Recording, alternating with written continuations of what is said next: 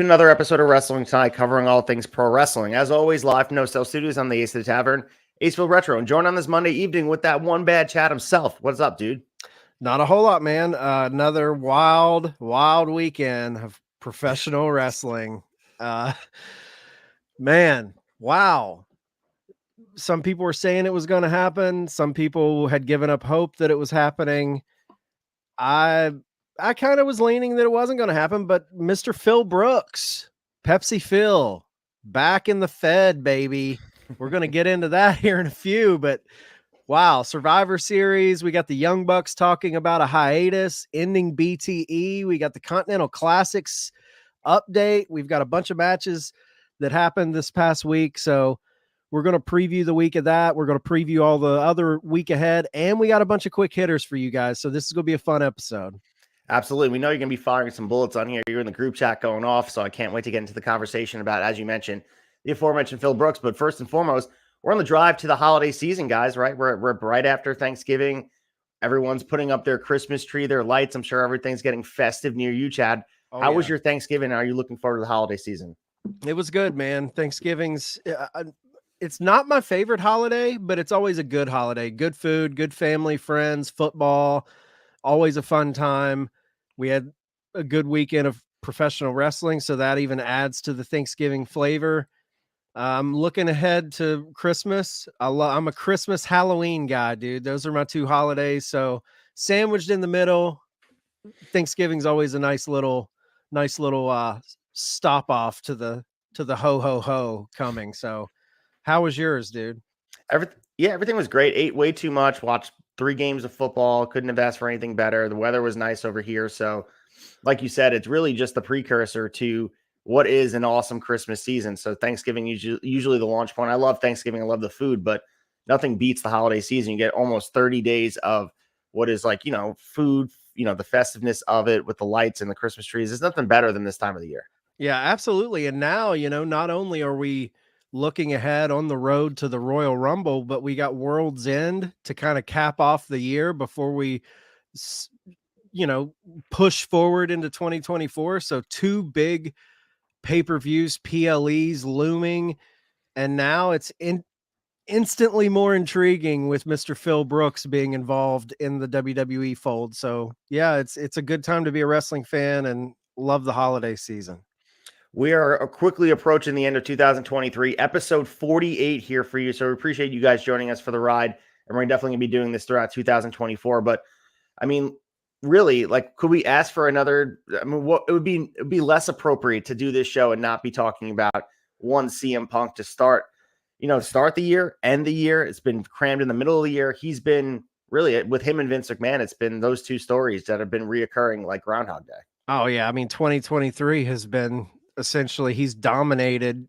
We have gotten sick of talking about the guy, and we got a little bit of time away from him, but now I feel like there's a good possibility, depending on how his reputation unfolds in his revival in WWE, he could be popping up in our big 3 stories quite a bit over the next 6 months to a year. So we'll see how everything rolls out with Mr. Pepsi Phil.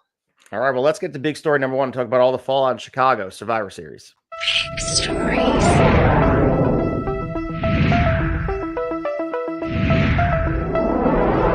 Story 1. All right, big story number 1. And I mean, we're going to lead with this because, of course, we talk about the in-ring action. There was some good stuff here in Chicago, but we got to talk about the last image that was on our screen at, Survivor Series. So just months after he was fired from AEW, CM Punk made his surprise return. Music hitting, looked like talent was surprised. So following the conclusion of the men's War Games match, as the show is going to go off the air, they did that fake spot, which I love when wrestling shows do this. WWE doesn't do it a lot, where they put the graphic up, put the copyright stuff up, and then we get the CM Punk widescreen, comes out there, plain white t-shirt, some jeans, and the Chicago's United Center gave him an incredible ovation. That's his hometown. That's the spot to do it. Of course, there's so much to break down here. It seems like, I mean, we're approaching 10 years since the moment he walked out, January 2014. There's a lot that has happened between then. A lot of months have passed. Triple H said during the presser that he's changed Phil Brooks has probably changed, or he seems like he's changed. Has he? That's a real question. Chad, your initial reaction before we get into all the minutia that is CM Punk. What's your initial reaction to everything that went down on Saturday night? So I'll set the stage. We were doing stuff around the house. I had Survivor Series on my big screen in the bedroom, and I had it cranked loud, and the match had ended. I walked out of the room. They were kind of wrapping up the show. I just kind of poked my head in, and I saw the logo on the bottom, and I'm like, okay. Because we had said prior to the show, I shot a text. I was like, do you guys think Punk is going to show? Literally everybody in the chat said, no way, 000%. I mean, we were getting all the responses. And as I poked my head in there, his music just hits. I wasn't anticipating it. I was just literally glancing at the TV, and the music hits. And Cassie, who she's peripherally up to date with everything that's going on in wrestling through me, and she knows Phil Brooks got fired in AEW and all of this. So she pokes her head in hearing the music and is like, hold on, he's back with them? What? How's he back with them? And I was just sitting there kind of in shock, not in a good way though. It wasn't a good way for me. It was anytime you see a fan response like that, it's always awesome to see a bunch of wrestling fans losing their minds. Something big is happening for the fan base. That's fun. I love that they put the logo up and tricked us. They rarely do that. That was a nice touch. But maybe I should just be a Mark. Maybe I should just be a happy-go-lucky Mark and be like, man, he's back. Think of all the things that are going to happen. But in my head, the only thing that just kept blaring was sellout. Sellout. He's a sellout. And this isn't me being an AEW homer. This isn't me being anti-WWE. I love all wrestling companies. I do prefer AEW to the current product in WWE. Full disclosure, I just enjoy it better. I enjoy the in-ring better. But this is me reacting as a Punk fan. This is me. He was one of my guys, dude. So when he left, it screamed sellout to me just because, not from WWE standpoint. We talked about this prior to going live. Ace, this for WWE is brilliant. It's a genius move. It's a business move. It's everything they should have done. If they could bring him in, of course you bring him in.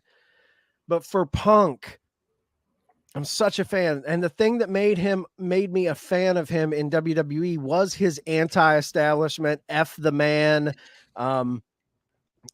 punk rock attitude where he's going to walk his own path and he sticks to his moral code and he sticks to his principles and his ethics. And that's what made, when he came to AEW, after all the shit he talked about WWE, and you had this kind of rival upstart company, it felt like this perfect union of, man, he's against the big dog in the yard. He's going to this young company to help them, build up. It felt like this is where his attitude and his principles really make sense.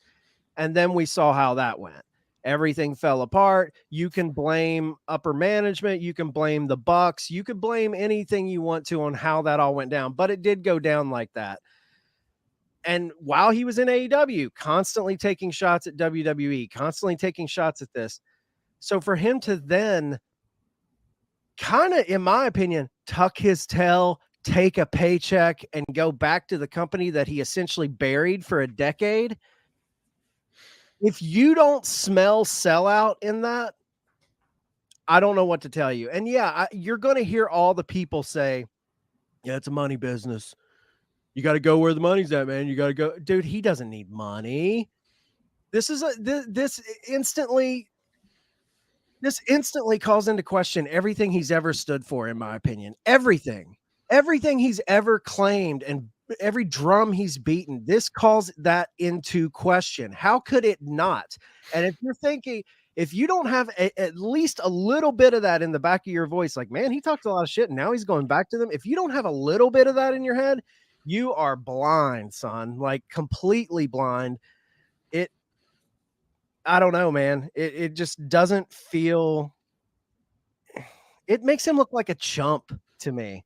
Like the picture of him and Triple H shaking hands. Come on. I mean, it looks so it just makes him look pathetic.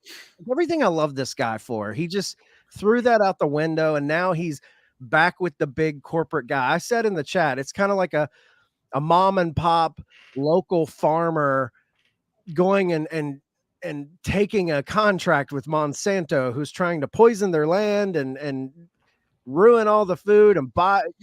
It's like, yeah, I'll work for the big evil giant. Not to say WWE is the big evil giant, but I'm just saying, you know, in comparison, that's what it feels like. It feels like somebody who just sold out. I don't know. What was your initial reaction? Well, just, you know, nuts and bolts of it. I mean, it is spite, and spite's so powerful on both sides. WWE and CM Punk both feel a lot of spite towards AEW, and this was the perfect union to put their differences aside. So that's the first thing I thought of just how powerful that emotion really is. On top of it, I went back to thinking about, yeah, he did that 10-year, you know, the decade ago podcast with Colt Cabana, sued them. He got fired on his wedding day, all the history. And of course, other superstars, wrestlers, whatever you want to call them, have overcome these relationships. And Triple H has really been the bridge, most notably Ultimate Warrior and Bruno Sammartino, where there was a lot of heat between those two parties that maybe Vince couldn't get them back in a room together. So yeah, I mean, it's not out of the norm that Triple H could pull this off. But really looking at this, I just look at it as a, man, like you said, he was just it wasn't just the podcast like back in 10 years ago. He was recently critical of this product, and he was critical of how they handled Trinity and also Mercedes Moné and how they were fired. I think he used the word bootlicker about people that work there, not to mention all those tweets that are cropping up. I mean, you mentioned the AEW stuff where he was quoting on TV about main eventing, the buy one, get one free, whatever that is. He'll be a part of that this year. And like you said, money does talk. But going back to the tweets, like the Saudi Arabia tweet, that's what I'm saying. The Miz tweet, the whatever, go out and look it up. We don't have to say it on the here. Blood money thing. Yeah. So if he said that to Miz after Miz said, like, sorry, I didn't change the culture in regards to Punk, and Punk went at him completely explicit about the Saudi Arabia and being very critical. So I can't imagine. I mean, this is going to be very interesting. I mean, we've seen all the wrestlers that have gone out and been critical of working there have kind of just accepted it, and now it's become the norm. We've seen the Sami Zayns of the world start to be a part of these Saudi Arabia shows because it's their new home. That's going to be the real test. I mean, they're going to be working shows there again. Is CM Punk going to be a part of it? And how is he going to explain that away? And like you said, do you think he goes to Saudi Arabia?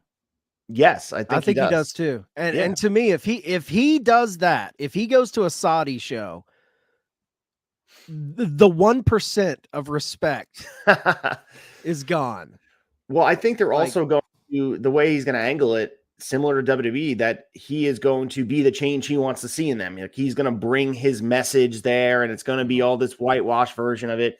Completely agree with you. And that's how WWE angles it, where like they're bringing awareness towards women's rights, towards Saudi Arabia and their government by having, women's wrestling on the upfront, and that's their propaganda machine. But similar to the Bianca Belair video that aired before Crown Jewel a couple months ago, where she's like, this is my home. There's no country like this. They're going to have CM Punk in a room, like a witness protection, with reading off a prompter saying that stuff. And you have to ask yourself, we heard the Fightful report. It's 3 years, 7 figures. We know it's a lot of money.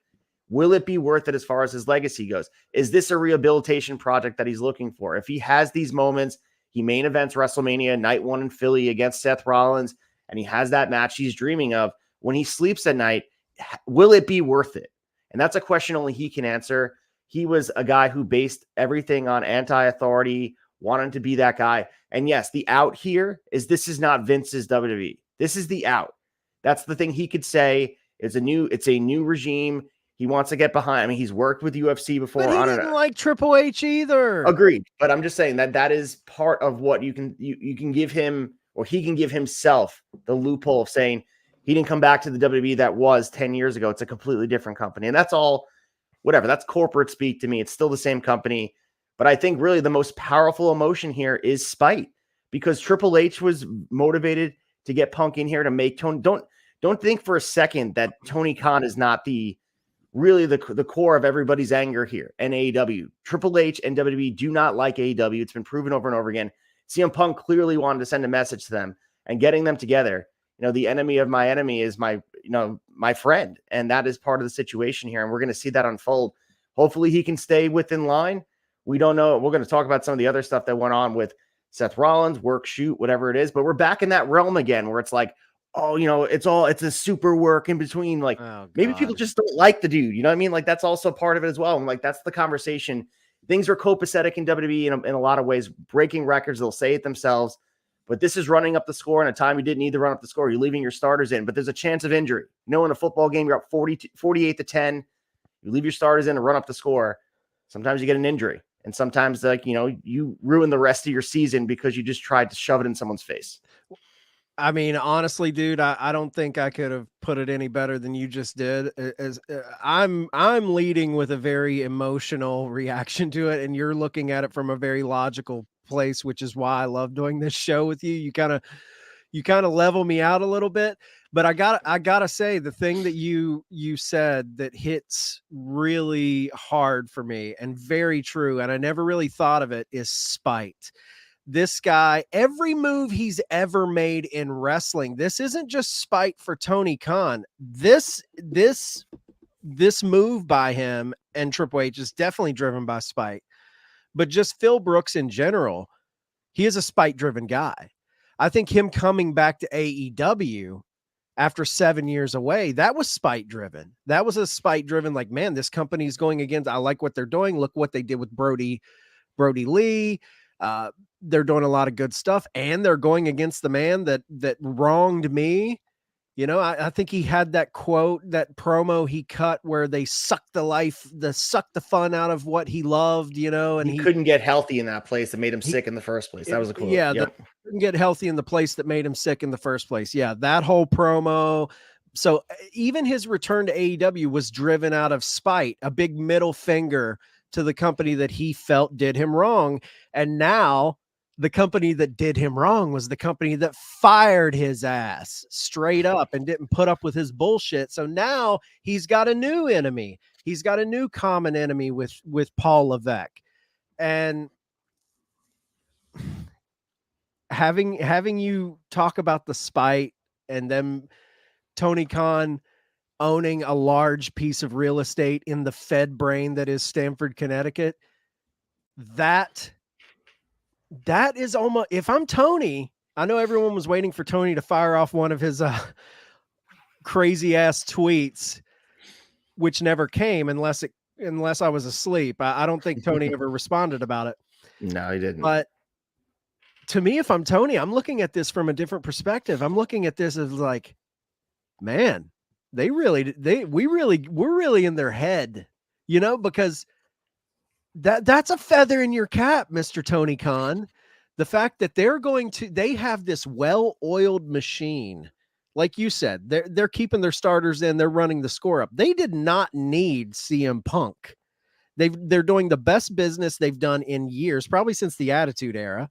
And their spite is so big that they want to roll the dice and bring the cancer back. I see the meme you just sent the group, Ace, with Walter White saying the cancer is back with CM Punk coming out at Survivor Series. But that's really what they're doing. They're rolling the dice. You don't know how, this guy's a loose cannon. I was one of those guys in AEW beating the drum saying, no, man, he's not going to do it here. He did it there, but this is the place. And then look what he did. So, and I was wrong. I put my foot in my mouth. And I've said from the beginning on this show, on the flagship show, I am not someone who has an opinion and I grab onto that opinion and I hold it, and you can present me new evidence and I don't care. This is what I believe. If you show me new evidence, my opinion will change on a dime. This time next week, maybe I'm all for CM Punk being in the company. But right now, the evidence is not getting me to that point. But man, I mean, for them to roll the dice, bring this guy back, driven off of It's a big FU. It's a big FU to you had this guy, your upper management couldn't. I think Paul Levesque is looking at this from a standpoint of, yeah, he caused problems over there, but that's due to a lack of management. That's due to disorganization in the company. This company won't allow that type of stuff to happen. And he could be true about that.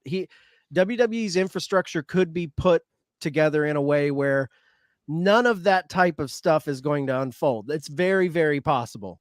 Now, Punk could easily show his ass too. We don't know. He's a loose cannon in that way.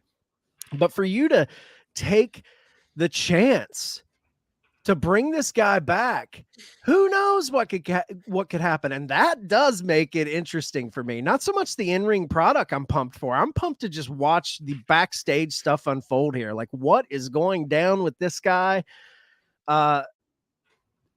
Ace, do you think he makes it through this 3-year contract? Do you think all is well, all is sunshine and lollipops, and nothing goes off the rails? Do you think he sees this 3 years through? Because before you answer that, I will say the big elephant in the room. Now, Triple H did come out and say that him and only Nick Khan knew about this, which I think there's got to be other people to know, production people, because they had the packages ready to roll, all of that. So I think there was maybe a couple other people. But Triple H essentially alluded to TKO had nothing to do with this. They may have not been in the know, but from the psyche of CM Punk, he's friendly with Ari, Emmanuel, and all those guys at TKO because of his dealings with the UFC, where he got his ass whooped twice. Like he likes those guys. He gets along with Dana White. So this is a little bit of that. They're under a monolith of a corporation that I've done business with in the past and I am friendly with. I mean, he's still on UFC Fight Pass. He does commentary for a couple of their MMA companies. So there is a little bit of like him coming in and being like, okay, Vince isn't pulling all the strings. I know Ari. I know he's not running the show, but he's essentially the majority owner at the end of the day. So I think there is a little bit of that probably eased his feelings to come back. But do you think he makes it through these 3 years? I don't think he does, but I think he will be a model citizen for this first year. And I don't know if it's going to be some cataclysmic event similar to the Jungle Boy stuff or the Young Bucks fight at Brawl Out to cause the end. I just think there's a lot of miles on the body. He wasn't ring tested to be lasting. And I think the WWE does a lot of dates. And maybe they have him on a protected schedule, and who knows if that ruffles some feathers. Does he warrant the Roman Reigns schedule? That's another conversation for another time. I think we have a very copacetic Phil Brooks who's going to be a team player for the first year, similar to what we saw in AEW. And because he's, again, motivated by that key word being spite. He's motivated to stay in line, to prove everybody. We mentioned this before, no matter where he wound up, whether it be New Japan Pro Wrestling, Impact / TNA, wherever, he would have been motivated to rehabilitate his image because that is his brand. That is how he makes his money. So I think there's a lot of people out there that are going to look at this at surface value. Look, he's playing nice over there. He doesn't have any issues. It was always AEW's problem. He's motivated by that. But as you mentioned, the structure in place of WWE does not allow for things, and that might be a benefit or a detraction towards AEW. It's just not the way business is done on both sides because it's very in-house. That's not a knock on AEW. With this machine, you literally are a cog in the machine and they will pull you out, throw you to the side of the road. Doesn't matter because it's just the wheels keep moving. With AEW, there's a little more emotion attached and there's a little bit more of the in-house. Punk holds a lot more weight for AEW because they're still trying to make their ways. Like I'm with you. Like if he pulls some shenanigans like he did in AEW and WWE, they'll shit can his ass like instantly. And we may not even hear about some of the stuff too. That's the other stuff. And that it is what it is. There's a little bit more tight-lipped stuff. I remember when the Kevin Owens, Roman Reigns thing went down with the fight and it was very blurry with the details. And I think Roman had gotten hit in the ear by Kevin Owens and he was bleeding or something with his eardrum. And that was very in-house. It made a big story. I think we talked about it here on the Quick Hitters, like really quick, and it got buried. And that was something that could have been festering as a wound in AEW. And it's just an example. And it's not a detraction towards AEW. We have a company that is 60 plus years in existence that has people that have been lifelong wrestling business people on their end. With AEW, we're in year 5. You know what I mean? Like Right. it's part of everyone's learning here and developing a culture. And WWE has the benefit of just continue rolling the whatever down the hill as momentum goes. AEW doesn't have that same structure, but maybe they're developing. They're getting wrestling people in place to stop things from happening. But first of all, I mean, for every situation that WWE handled well, we have situations that they didn't. You know, back in the day, you know, Jeff Jarrett held up Vince McMahon for money, nails, whatever, try to fight Vince. There's shit that went down in both companies. So it's just like for them to, you know, take this risk on Punk, it is sort of low risk on their end. The only thing they take the chance on is alienating some of the talent, because you can go back to the Seth Rollins issue. You can go back to the Cody Rhodes issue, because Cody Rhodes, and this was never revealed, and maybe we'll get it in a tell-all interview, a shoot interview, a book, something from Cody. If you remember, part of Cody's frustration, according to the dirt sheets, was that Punk was being featured and he was not. And maybe it wasn't personal to Punk. He just felt like the company was moving in a different direction, that being AEW. So it's going to be interesting because there's only so many mouths to feed. Who is losing food on their table because CM Punk is there, booking wise? No, you're dead on. I mean, there was all those reports that Cody was kind of decisions were being made by a guy who didn't have that EVP status. And here Cody feels like, hey, I did all this to the company and this guy comes in. And I think Cody's kind of pushed back a little bit on that. So who knows the validity of what went down at the end for Cody and AEW and Punk having, I mean, Punk had Tony Khan's pocket, you know, he was holding that pocket and whispering in the King's ear and getting him to do certain things. So, man, yeah, you're right, though. This is very low risk for WWE. It's like you don't play ball. We're just the train keeps a rolling. Yep. Now, the only thing that this could hurt WWE in, and I don't think it would hurt them in the grand scheme because their fans are very just, they're kind of sheep. I mean, the hardcore, I only watch WWE fans are very sheep-like. They just follow the product and whatever they give us, we gobble up and we keep it moving. But I do think there will be that sect of hardcore Punk fans that if they were to boot him out, they're going to get the same kind of blowback from that really small, hyper intense sect of fans, you know, the Chicago diehard ride or die Punk fans.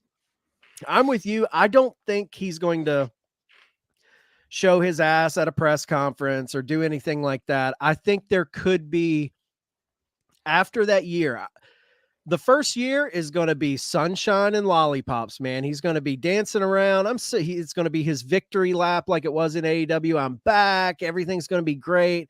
But what happens when the booking doesn't go exactly the way he wants? What happens when we've seen how they treat aging stars? We saw how they did Edge.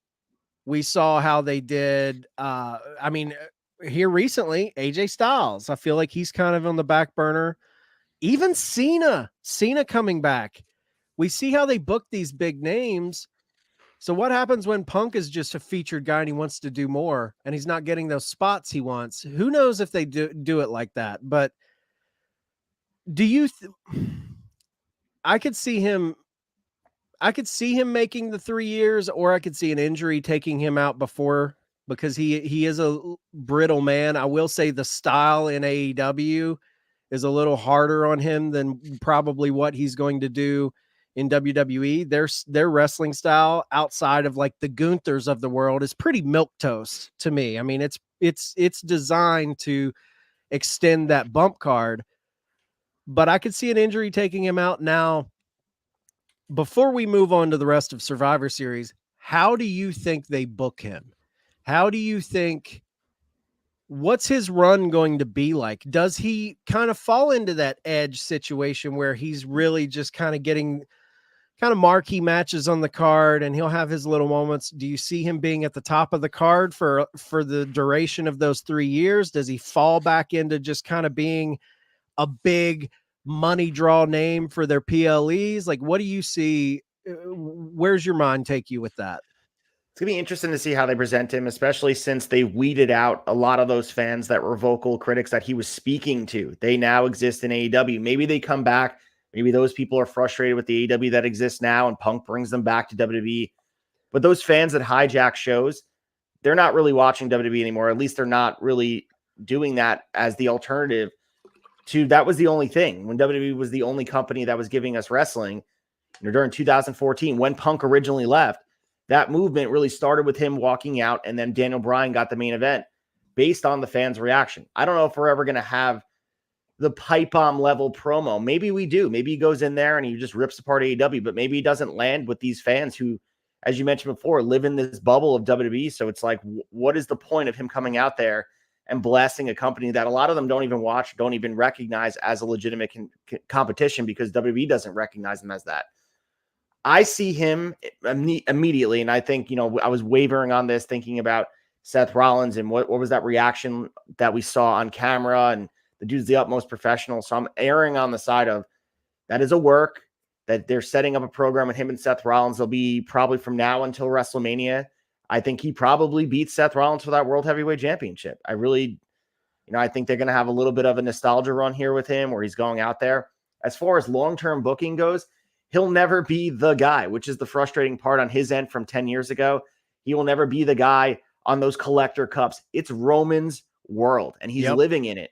Yep. So, I was making a joke in the Instagram chat that I hope Roman stacks him up like firewood. I don't even know if he gets the opportunity to wrestle Roman. Like, I think Roman's on a different plane right now, and I'm hoping that the introduction of CM Punk back into the fold doesn't change the plans for Cody Rhodes, because that would be a damn shame. Yeah. Everything they built with Cody, and just with that audience, that Cody has the chance to kind of take it to the next level, which he gets great reactions. And that was something I also pulled away from this whole event, was the genuine popularity a lot of these guys that created in the post Bloodline, or like whatever Bloodline tentacles from that story.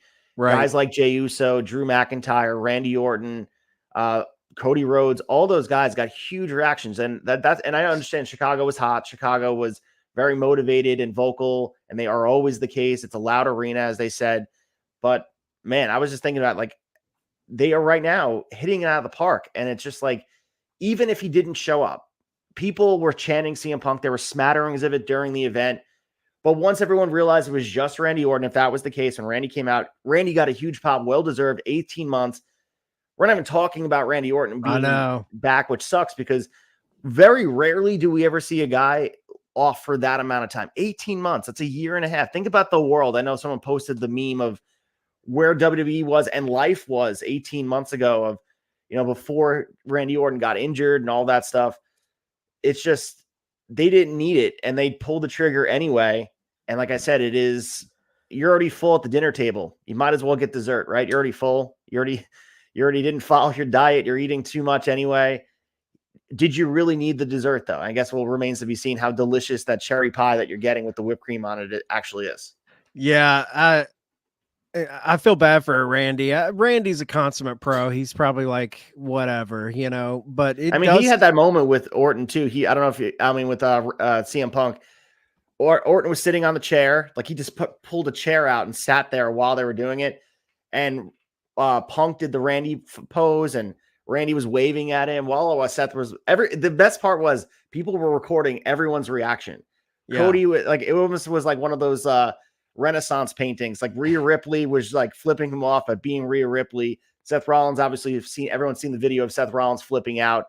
Randy Orton was just smiling. Jey Uso was looking around like, who the hell is this guy? It was pretty damn funny, because everyone didn't even know what they were doing. But there was a guy who spliced together a homemade video of everyone's video of when Punk came out, from behind Punk, from the side of Punk.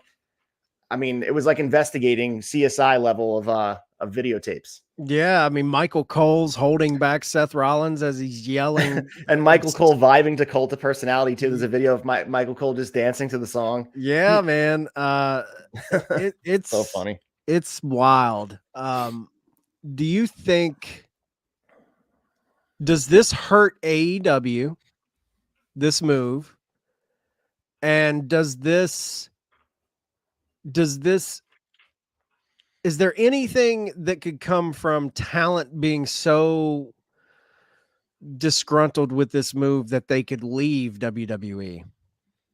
There's definitely a chance of it. I mean, obviously we saw what happened in AEW, ruffling feathers. If some of those bad feelings do exist and it's not a work, because there is a chance of that the Seth Rollins of the worlds, the Drew McIntyre, he was upset about something differently, or maybe that was a work itself of him just kind of playing up the Judgment Day story.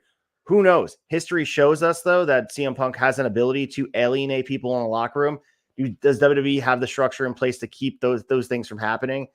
But yeah, I think it is very possible. And does it hurt AEW? Absolutely. I think this definitely hurts AEW. And Tony Khan was up late last night, probably stirring around his house, figuring out how the hell this happened. And my advice to AEW, not that they should take it, I'm just a fan here talking about wrestling, would be to stay the course. Yep. This is your opportunity to continue to be the alternatives. Don't be WWE light. Don't play this game that they're trying to play. They're trying to bait you into this thing. Continue to stay the course. Do not just make moves just to kind of keep pace with them. You have to find a way to continue to establish your identity in the way where what AEW was. And it was, and we talked about it last week. You were saying it about the swerve spot with Hangman with the blood drinking.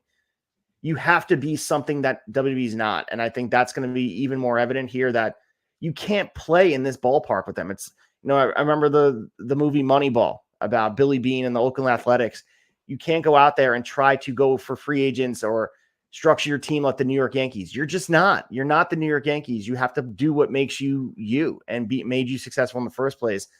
So yeah, this does hurt them reputation-wise. They're taking a lot of hits online, and people are, we watched them go head-to-head with Survivor Series last night, and Collision probably got absolutely smacked. But yeah, that has to just be accepted. That has to be, okay, we're staying our eye on the prize. Maybe we're going to fall a little bit dipping below the line, but I think consistency will get them back to where they were, where people are you have to please those diehard fans that are there in the first place. You can't try to grab those WWE fans away. They're always going to be there. Like those casual fans, like there has to be a delicate balance, and you have to find a way to secure this TV deal to put you in a scope where 4 years from now, 5 years from now, you're just in comfortability where ratings, people can talk about ratings and you can look at them online and people can argue about them.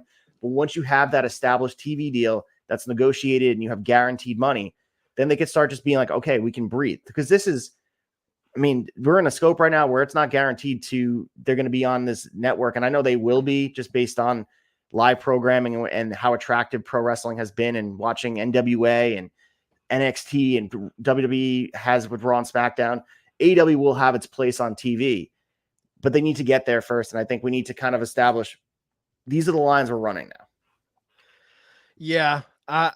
I think the biggest, I'm with you. It will hurt AEW. I think as far as like ratings and stuff like that, like they might take a teeny bit of a hit. Maybe if some diehard Punk fans that are watching AEW decide, hey, they did him wrong, we're going to follow him over there, possibly. But I think the biggest way it could hurt them is in AEW's response to this. If AEW starts to try and go tit for tat, and if they kind of sell this, for a wrestling term, if they sell this, it's going to hurt them.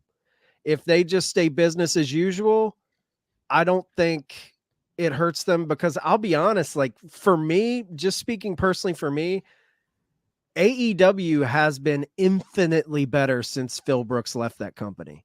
It's night and day. The storytelling, the week to week, it's felt good to not have him there. Now, when he was there in his first year victory lap, we were all loving it. The dog collar with MJF, all of that was great and fun. You've now taken away Punk as the devil. That bullshit, that's off the table now. So I hope I really hope it's not Jungle Boy, because that will be a letdown, I think, for a lot of fans. But it's all in their response of how they do it. If they just no-sell it and keep doing what they're doing and telling these week-to-week stories, I think they're in a good spot. But yeah, man, it's going to be interesting. Just to see how AEW responds to it, just to see how WWE really lays out his booking, Punk's booking, because I'm with you. There's one of two ways that really scare me. Now, if they're playing up all this Seth Rollins stuff as long-term story, which I think it is. I think all those interviews a year ago that Seth Rollins was giving, we don't want you here, Phil.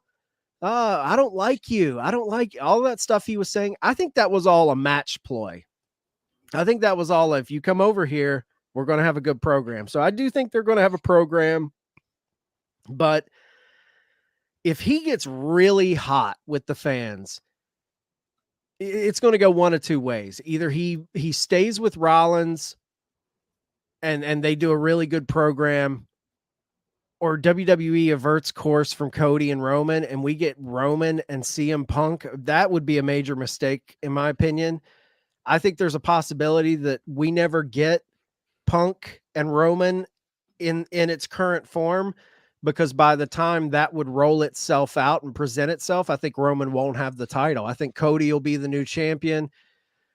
But all of that's what makes wrestling great, is the what ifs. Like, what are they going to do? How is this going to change the current direct trajectory of WWE booking heading into Mania season? Because it's right around the corner. Once Rumble hits, we're on the road to Mania 40. And that's why I just got to, as much as I shit on CM Punk for being a sellout, and I do think 100% this dude is a sellout. I'll say that. WWE, man, coming out smelling like roses. You've got WrestleMania 40 years of WrestleMania, and you land a guy going into WrestleMania 40 that will be his return after a decade away. That's a big marquee name to put on your 40. You know, there's these tent poles, 1, 10, 20, 30. They always try to make them seem bigger than they are. Punk being a part of WrestleMania 40, it's a big deal for WWE. It's a big deal for Phil Brooks, and it'll be interesting to watch. It's going to be very tempting for Tony Khan to send MJF out there with a live microphone to do his bidding. And I think maybe they announced that MJF is signed sooner than later, just to kind of reestablish, like, okay, we can retain guys. But don't forget, we're living in a world where this has happened back and forth. Edge has come over. Ric Flair has come over. They've secured Will Ospreay. So for keeping score here, you know, they got CM Punk off waivers. You know what I mean? Like, Punk was released. Right. You know what I mean? This isn't like this big coup over AEW. Yes, it makes them look bad. It is a black guy that they couldn't manage him and his personality. But this isn't like he was always this diehard foundational. I keep hearing the word foundational for AEW. He's not foundational. He hopped on board the ship. He took a shuttle to the ship that was already set sail. He wasn't down for the cause like Moxley and Chris Jericho, Kenny Omega, and the Bucks. Those are the guys that took risk and put their all into this company. A guy like CM Punk, the ship was already going. It's already on the open seas. He just happened to hop aboard, and, you know, he tried his best to sink it, but unfortunately for him, it didn't work. But I think Tony Khan is going to be tempted on Wednesday night, depending on how Monday goes, with Punk with a live microphone, as it is right now, airing. If he's burying AEW, if he has that on his mind, if he mentions AEW by name, because part of this whole event, we've heard a couple things. Chris Jericho's name was mentioned. They mentioned the name El Generico. So I understand this is Triple H's, Paul Levesque type of commentary, where they mentioned that Chris Jericho is a 9-time champion. So if Miz would have beat Gunther, first time they've done that in years. So will they allow Punk? I mean, maybe they don't give him restrictions and they let him go out there and he mentions Tony or whoever by name. Their recourse is going to be send MJF out there with a live microphone. I know it doesn't fit because he's this baby face now. He doesn't have the same venom. But maybe for one night, you let him just do the defense of the company and be that guy and go, because we know he can go barb for barb with CM Punk. And that's just good television. Monday and Wednesday night, you got the must-see promos in the ring. Man, but we'll see exactly what happens. The other thing I just want to say quickly is that I think this is awesome that not the Punk thing specifically. It's awesome that there was a secret kept in wrestling for so long. Absolutely. We've been asking for kayfabe to reemerge of, like, will this happen? Will it not happen? I honestly, I can't remember the last time I was this genuinely shocked. People were talking about the Edge return. We kind of knew that was happening. If you go back in time, everyone knew it was happening. I think it was spoiled earlier in the day. The fact that this was so in-house, this is unheard of, that they kept hats off. Hats off to the secret being kept. The last time I was this shocked, and it's not as grand and big, But as far as just a secret being kept, it was Malachi Black, because Malachi Black was thought to be under a 90-day no compete, and he shows up 30 days after because he's got that NXT no compete, which is 30 days. That was when I was like, I didn't expect that in any way, shape, or form. Because, as hardcore fans, as soon as somebody gets released, we have the date in our head, like, okay, after this date, they can show up. So that shocked me. I do think we're probably going to see somebody show up at World's End as probably like a Dolph Ziggler or someone like that will probably show up in the company. That's nowhere near a Punk situation, but give me Dolph Ziggler in AEW over Punk in WWE. Just got to say that. So we continue to cosplay Bret Hart. This is the final Infinity Stone for him, where he's just a Goldberg kick away from just completing everything. He rehabilitated the image with WWE. Oh, yeah, he's got to wrestle at WrestleMania in jorts now, like Bret Hart did. So he has to. So the results of Survivor Series, we'll go through some of the matches. Gunther defeated The Miz to retain the IC Championship. Not much to talk about here. This was a pretty solid match. They had some near falls in it. The other thing I want to mention is that Gunther did win the match by securing the walls of Jericho. So not sure if that was subliminal messaging by Gunther or WWE, whatever. I happened to notice that. And they also did the Miz's spot with Bret Hart with Roddy Piper at WrestleMania 8 as a near fall.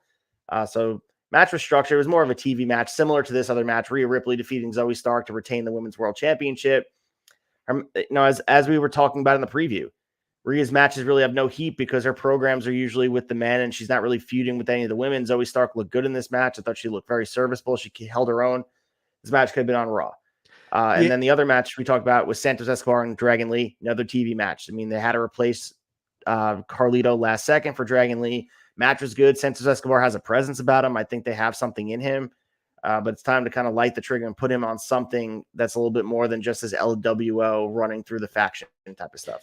Yeah, all three of these matches were pretty par for the course. Exactly what I expected them to be. I'm a big Gunther mark. I'm a big Rhea mark. I'm a big Santos mark, even going back to his NXT run with the stable. I like all three of those guys. I thought all three of them were going to win, and that's what happened.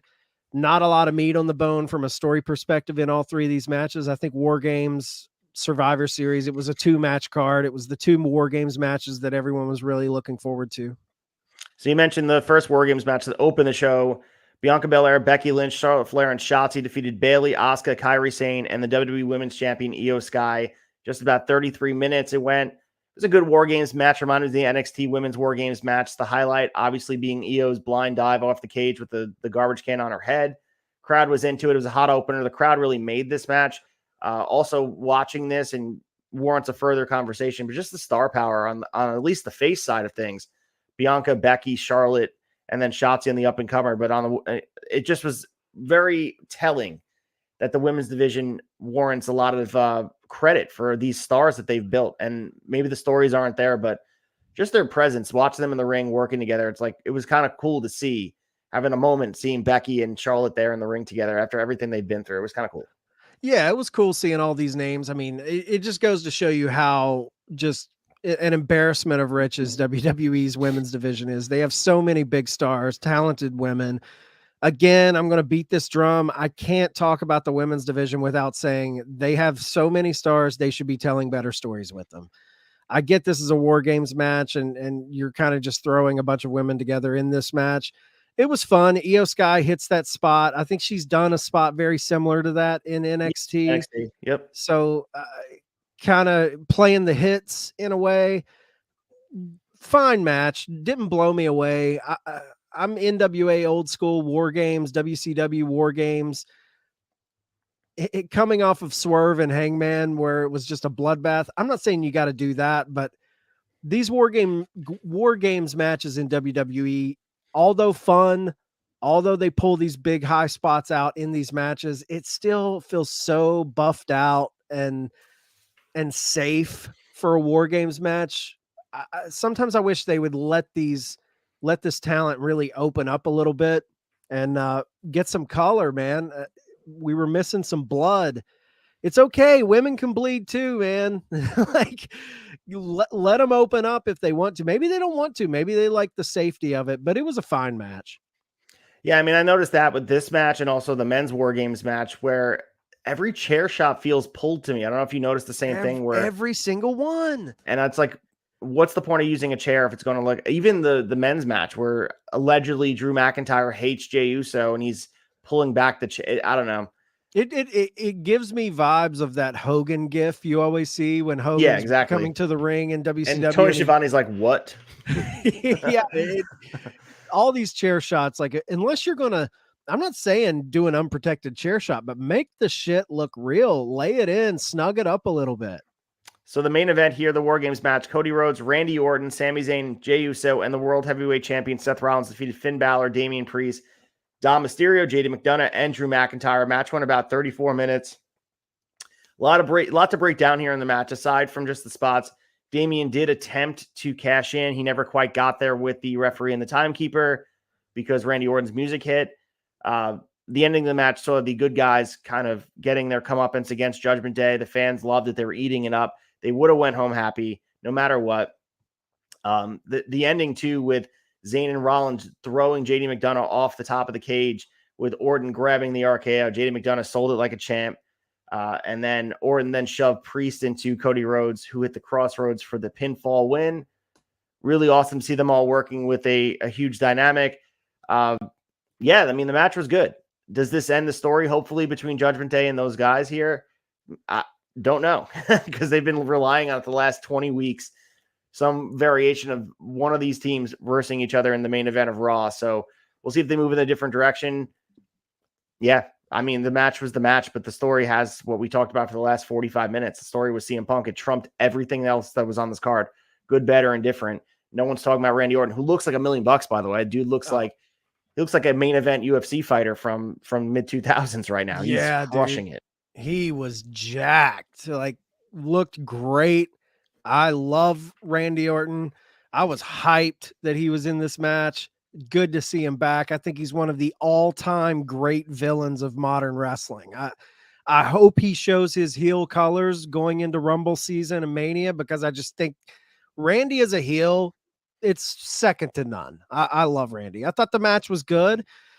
I'm more hoping that this, like you said, is the blow off, because with so many talented guys in this match, man, you could fragment out and make a lot of good matches heading into Rumble and Mania and all of that. So it was fine.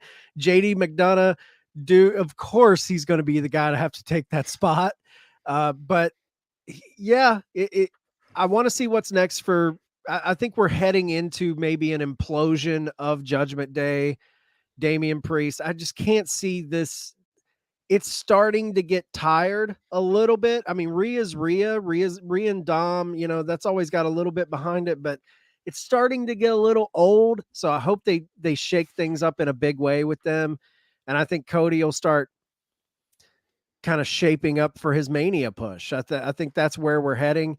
It's interesting that they bring Punk back in this event, because typically December is really a down month for WWE. It's really kind of when they coast into Rumble and just start really setting the Rumble up. So with him being brought in at the end, I think it really adds some steam in probably the dead zone of WWE booking, which is post Survivor Series into Rumble. Everything kind of quiets down. This is a way to amp up the volume heading into Rumble. So I'm excited with the future of where we're heading more than the match. The match was good, but it was just really, really cool to see Randy Orton back in there, and throwing Phil Brooks the wrench in at the end makes the future very interesting. With that being said, let's get the big story number 2. Big story 2. This story is 2-part. We have the emergence of the news that Being the Elite will no longer be on YouTube. And we have a Young Bucks sabbatical from AEW will likely result in them returning as heels and possibly part of a heel stable. All right, so let's start with BTE. And, we can go on and eulogize it and kind of cite its importance. Because really, if you go back in the history, BTE is the reason AEW exists. Like, it is the origin point. At some point, BTE was really a place for wrestling fans to get their full behind the scenes stuff.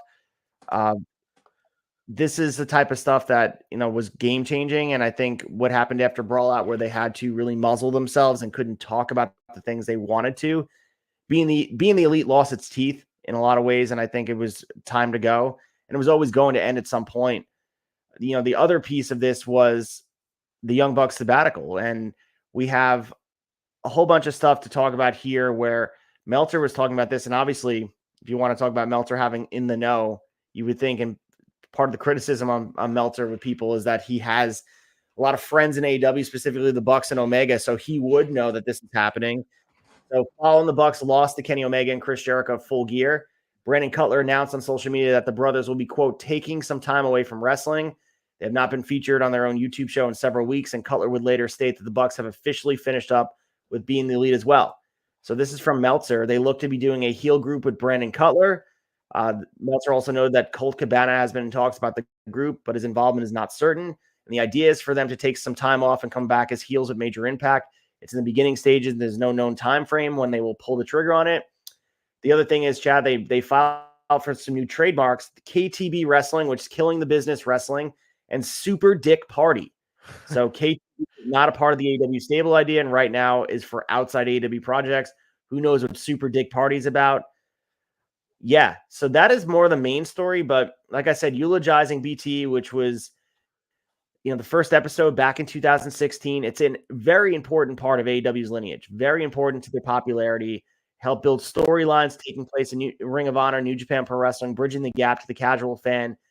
And the first announcement regarding AEW was made on this show, January 1st, 2019. It's sad to see it go. It was a huge part of my fandom. Like I said, it's become one of those, it's almost like The Simpsons at this point. It's been on so long, you kind of take it for granted, but it's also lost a little bit of its edge for other reasons. Outside circumstances, things have changed. The culture of wrestling has changed. There's really no need for it anymore. So BT is going away. But what do you think about this Bucks stuff with them coming back as heels? I mean, I love it. Like, I absolutely love it. I think they have been kind of outside of the little best of 7 trios matches they had with Kenny and, Death Triangle. I thought that was great, but the story was the best of 7. They haven't really had anything to sink your teeth into since they were part of, the belt collector reign, when they had the Good Brothers there and Brandon Cutler with the cold spray and Callus. And that to me was one of the best stories in AEW. And they are so good at being just dickhead heels. That's why this Super Dick Party, I have a feeling we're going to get those dickhead heels back, judging by that name. I'm wondering if the KTB Wrestling is for AEW, because I've heard both of the brothers, both the Jacksons, say that they want to start a little indie promotion outside of AEW to kind of act as a feeding ground. I don't know. Would they start a KTB in SoCal? Maybe it's that. Who knows? But right now it's for showcase for merchandise. That's what I mean. That could change, obviously, because AEW at one point was merchandise too. So KTB Wrestling. So maybe we'll just see different logos for it. I'm not sure, but yeah, it was classified under, while Super Dick Party was part of AEW. Like they had them sanctioned off in 2 different things. Okay. So I love how Cutler is doing these social media posts, because all of them, you alluded to them, but the way he starts all of them, sources close to Matt and Nick are telling me. Sources, he's always citing sources. So it makes me think that maybe this gimmick they're going to come back in is going to be playing up the whole dirt sheet world of playing with sources. I don't know how Cutler plays into it. They said there could possibly be more people join. Colt Cabana's name was floated, but other names are out there floating too. This is where they need to be.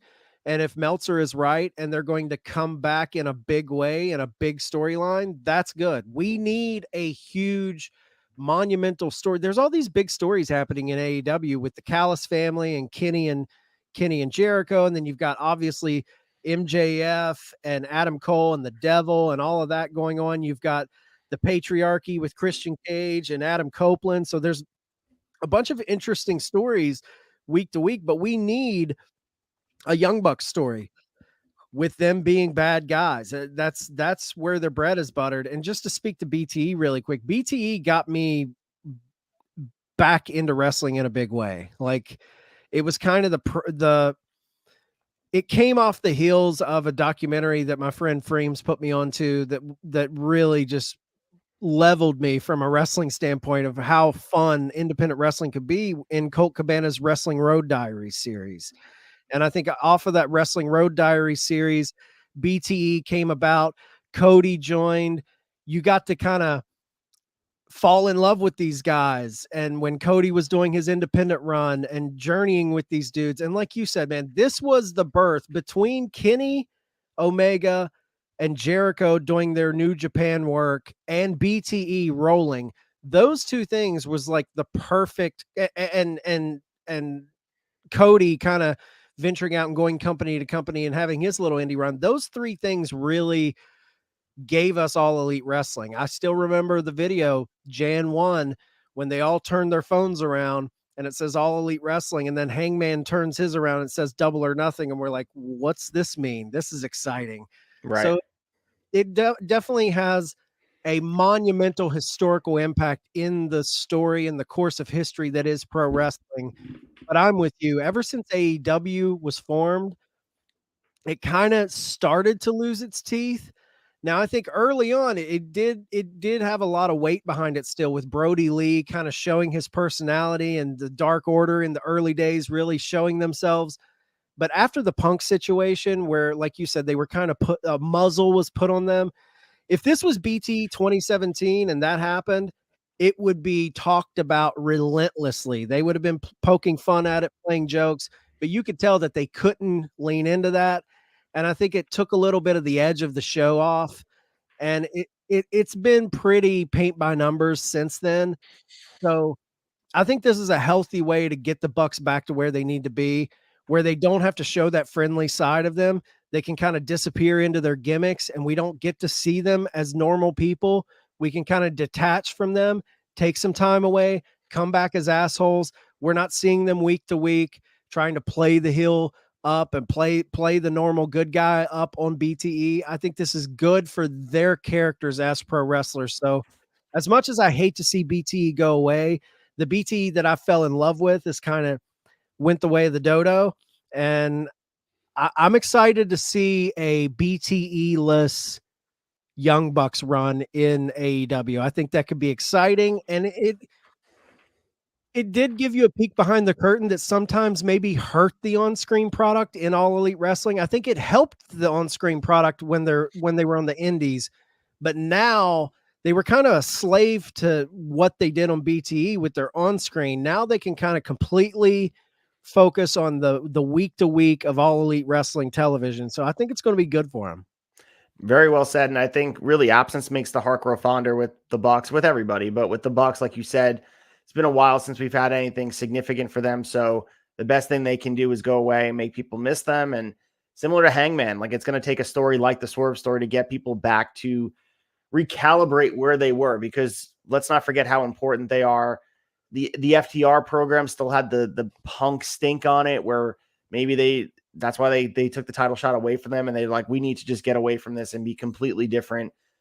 Who knows? I mean, but also pairing yourself with Colt Cabana also leaves a lot. And maybe they're leaning into it, but it also pairs a lot for conversation, because if we go back, Colt Cabana was the ire of Mr. Phil Brooks from the beginning.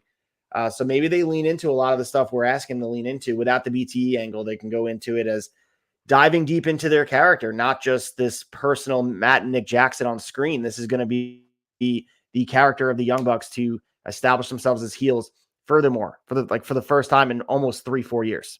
I sure hope so. The one thing I think that really needs to help this flourish is when they come back, give us fresh matchups. Put them with people and put them in scenarios that are completely fresh. Go away not only from being the elite, but go away from the elite. Don't put them in stuff with Hangman. Don't put them in stuff with Omega. Have them inject themselves into a story that's like, wow, they're going after these guys. This is interesting. I never thought about this.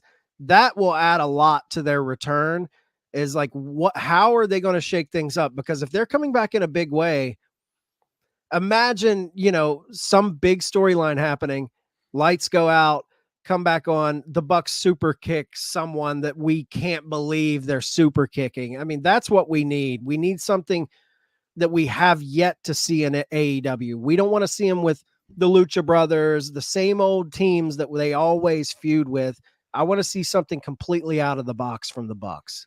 And maybe they come back and do singles run and enter next year's Continental Classic, which will give an update of 2023 right now. Big story. Big Story 3.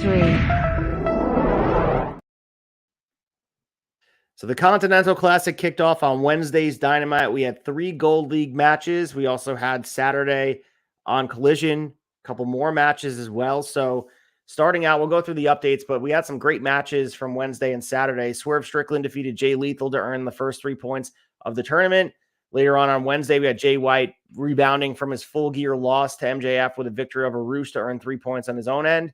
And in the Dynamite main event, Jon Moxley defeated Mark Briscoe to wrap up what was the first night of Gold League action to score 3 points. So we had no upsets here. All the favorites went over, and I think it's going to be important. I would say Saturday, we'll talk about that match in a second. That was definitely an upset, one of the matches there. It's definitely going to have, because for me, if I was booking it, I would have had Mark Briscoe beat Jon Moxley from the jump, because it would have been like holy shit, anybody can beat anybody. Yeah. They didn't go that route, but I'm sure they will. Mark Briscoe will score a big victory over someone very soon. But I also love the pacing of this. Watching this episode, it made Dynamite feel important. Not that it doesn't feel important, but the in-ring action sometimes washes over you. But having stakes, even like just point values to this, it made it feel tangible, like you knew what they were wrestling for. And I like the time limit out there, like the structure of it.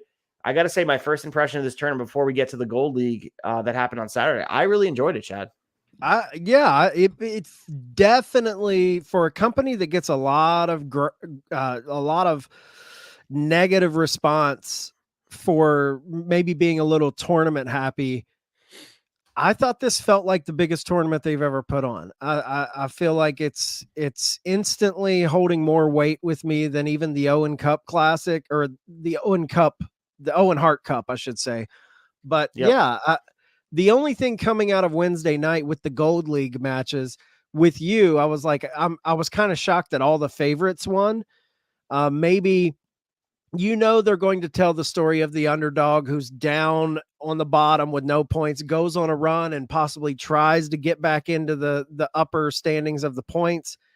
But the matches themselves were great. And I thought they really put together a good field of guys. There was a few guys that I'm like, maybe you could have put Kenny Omega in here, but he's tied up with Jericho in this Don Callis storyline. Maybe you could have put Malachi in here instead of Brody King, but I thought Brody King looked great on Collision, and I like him getting that shine and being kind of the Vader, big Bam Bam Bigelow type of guy in the field. Outside of a little nitpicking, I like Daniel Garcia being here. He fits the tournament style, his wrestling ability. I like him being the young gun, kind of the dark horse in the company or in the classic. I like Eddie Kingston putting those titles up. He's built for tournaments. He was just in the G1, so he's fresh off of that.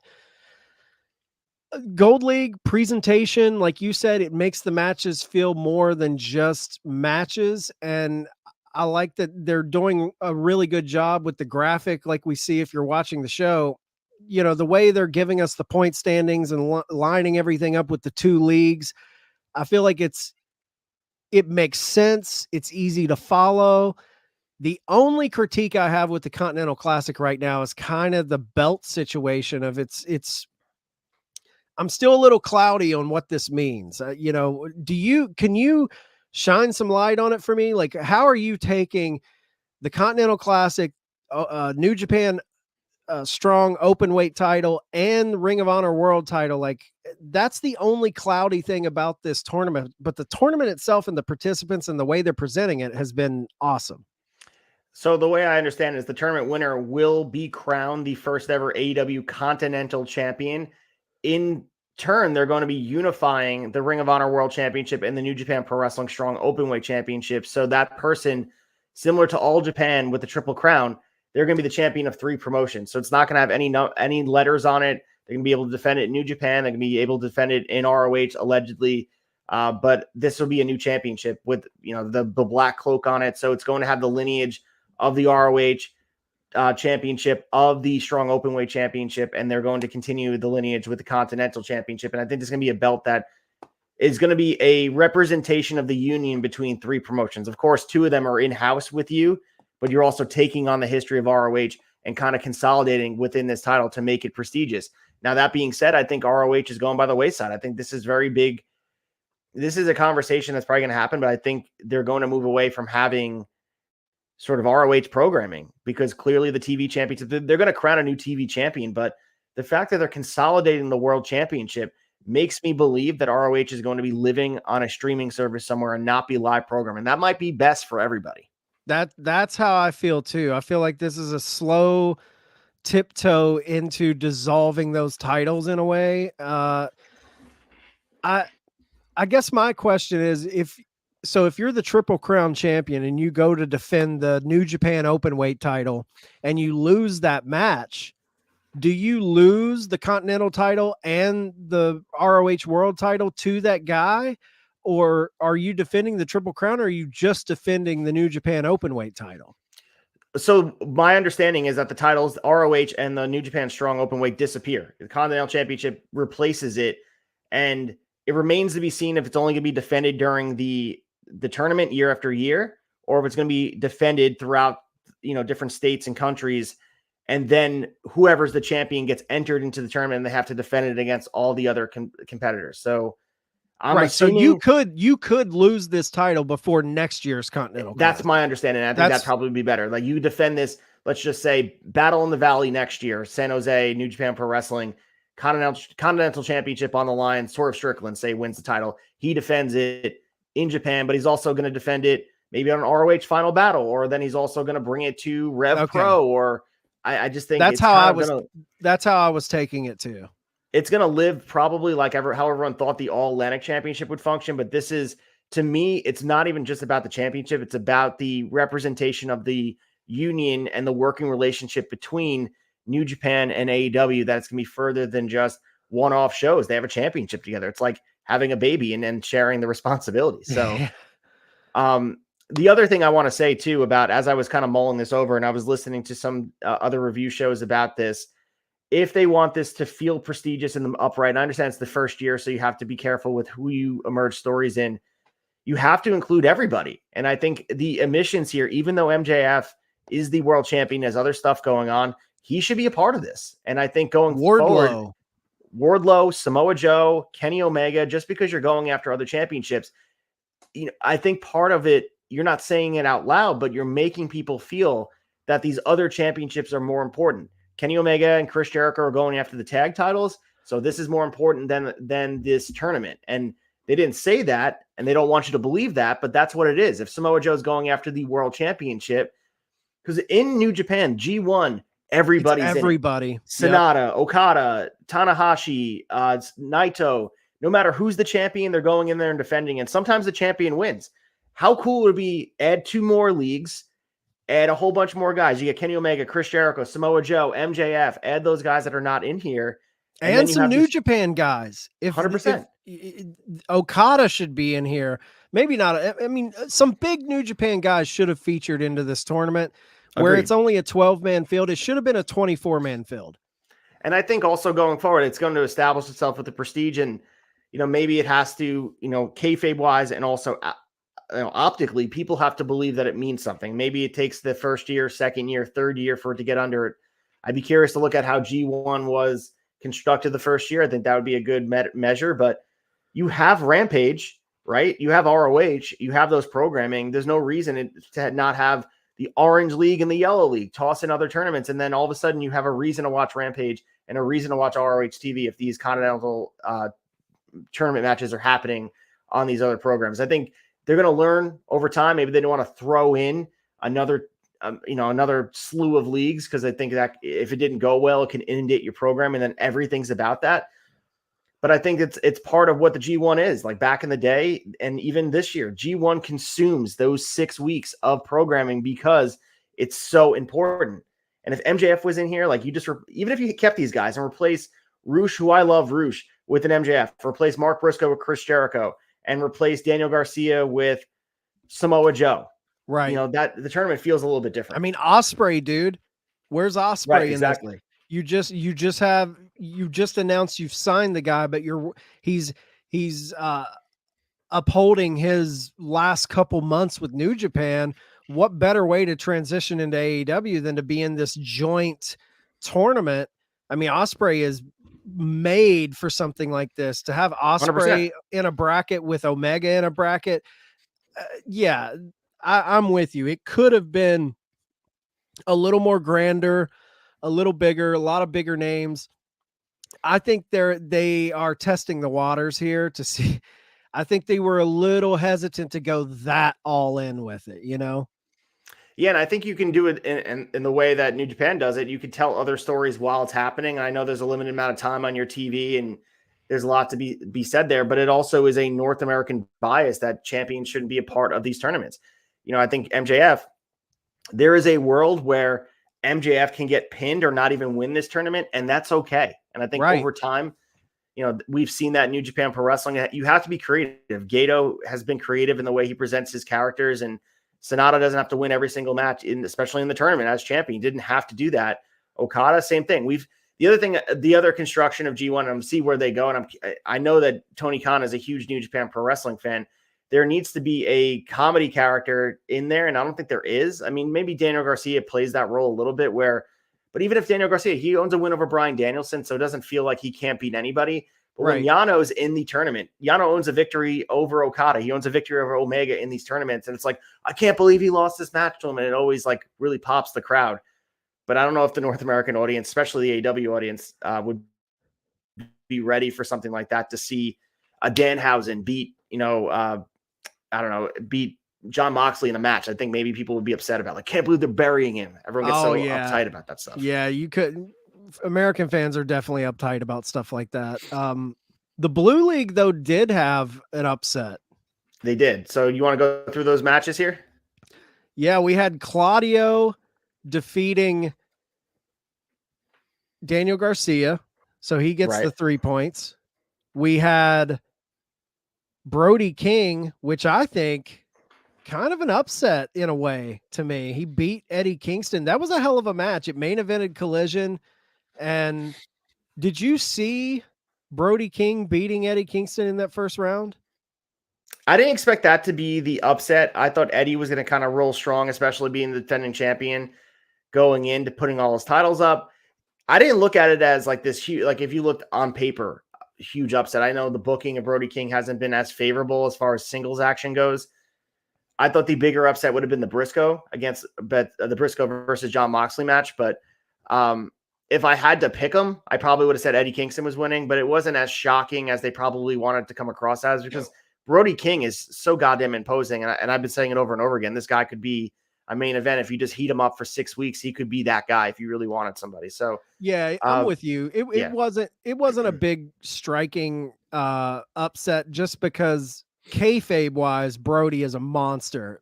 And Eddie is the lovable loser, even though he's the guy bringing the ROH world title, bringing the New Japan strong open weight title. He's bringing those two titles into the fold. He is a guy tailor-made to go to take a couple L's early in this tournament and then kind of try and fight his way back to reclaim his title. So it wasn't that big of an upset to me either. Claudio getting over Daniel Garcia, the way they really built up Garcia as being the underdog, the dark horse, and trying to refine himself in AEW. I thought they were going to let him upset Claudio, but Claudio ended up taking that win. So it's interesting, man. Do we have the matches for the upcoming week? We do, right? Yeah. So Wednesday, the next set of Gold League matches take place. John Moxley will face Jay Lethal. Mark Briscoe will face Roosh, and Jay White will take on Swerve Strickland. Dude, and Jay White Saturday, and Swerve, come on. That's a hell of a match. So picking these matches, I think I'm going to make an early prediction. I think Jay Lethal beats Moxley. I think Mark Briscoe beats Roosh. Fuck, man. And I think Swerve beats Jay White. Those are my predictions. But again, it could go either way because these points are just like everyone's going to wrestle each other. There's a lot of matches to be had.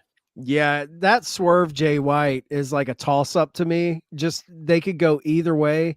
I want to get yours too. My early prediction for the final match at World's End, December 30th, when we crown the Continental Champion, I think it's going to be Danielson versus Swerve. It's hard to dispute that. And then on paper, if you look at it, say a couple weeks ago, maybe a month ago, you would have said Moxley versus Danielson is where they're going to. But I think you're right, man. I think it has to be Swerve. I think he's the hottest out of the Gold League. I think him merging is the one that makes the most sense. And maybe he gets put over Danielson because Danielson loves putting guys over. But what a match that would be. And Swerve and Danielson haven't faced off yet, right? I don't believe so. It's possible that they've have in some other, I don't know, but not in AEW. No, I don't think they would have wrestled anywhere else. I mean, I'm thinking about AEW. Is it possible that during the Swerve in Our Glory stuff that Danielson would have wrestled him on a one-off? I just know Danielson has been singing the praises and superlatives of Swerve in the last 2 months. I think since Wrestle Dream, when he faced off with Hangman, Danielson's like, man, I watched that guy and he does things that are just so good. People don't even realize how good this guy is. I think that's a telltale sign of Danielson wanting to be in a big time match with him. And we see how they've been booking Swerve. I mean, he's got 2 big wins over Hangman. You throw him in against Danielson and he wins. Like, I honestly think I know Danielson loves to put people over. It's a pick 'em because if you go in and that's your main event, on one side, I'm thinking Danielson wants to make Swerve. This is a huge win, 2 big Hangman victories, that Texas Deathmatch victory, and then he goes and wins the Continental Classic over Danielson. He is made. But there's another part of me that's like, this is Danielson's final run of full-time wrestling, and he always wanted to do the G1. This is Tony's kind of gift to him on his last year being a full-time wrestler. I could see Tony giving this to Danielson as well. So it's kind of a pick'em fight for me if that is your main event at the end of the year. So in regards to Danielson and Swerve, they did wrestle October 10th of this year on Title Tuesday. So it's Danielson versus Swerve. Okay. Which was well received on Cage Match. I'd have to go back and watch this match. Forgot about that one. So we also, the Blue League match is continuing next Saturday with the return of Bryan Danielson in his first match since suffering an injury to his orbital bone. Danielson will take on Eddie Kingston, while Claudio Castagnoli will take on Brody King. And then Daniel Garcia will face Andrade El Idolo. So stacked matches here on Saturday and Wednesday.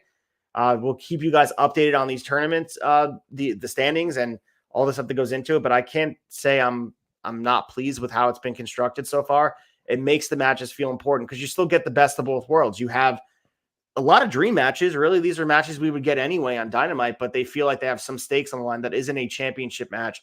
There's more of a chance of an upset than ever. Any of these matches can go any way. Like I said, I predicted Jay Lethal to beat Jon Moxley on Wednesday, and who's to say he won't because it's a tournament. I think there is the attrition that goes into it, and I think that's more storytelling that goes in where you have the luxury of telling stories about guys losing, the underdogs coming out on top, maybe the favorite took someone for granted. All those things go into play. Yeah, and this is a good way. We talked about, CM Punk coming to WWE is a good way to freshen up the darkest time of their annual schedule. That December stretch for wrestling companies is usually pretty quiet, but to give a big, meaningful tournament in December in the lead up to their new pay-per-view World's End, I think it's a good way to keep us really invested, which they have. Winter is coming, which big things happen at Winter is Coming. That's where Sting came out. That's where Omega, I believe, won the title. I think did he win the title? Don Callis. Yep. Yeah, he won the title. So big things happen at Winter is Coming, but still, yeah, this is a good time of the year to have something like this. Exactly. And we'll get to quick hitters right now and talk about all the other news in wrestling. Quick hitters.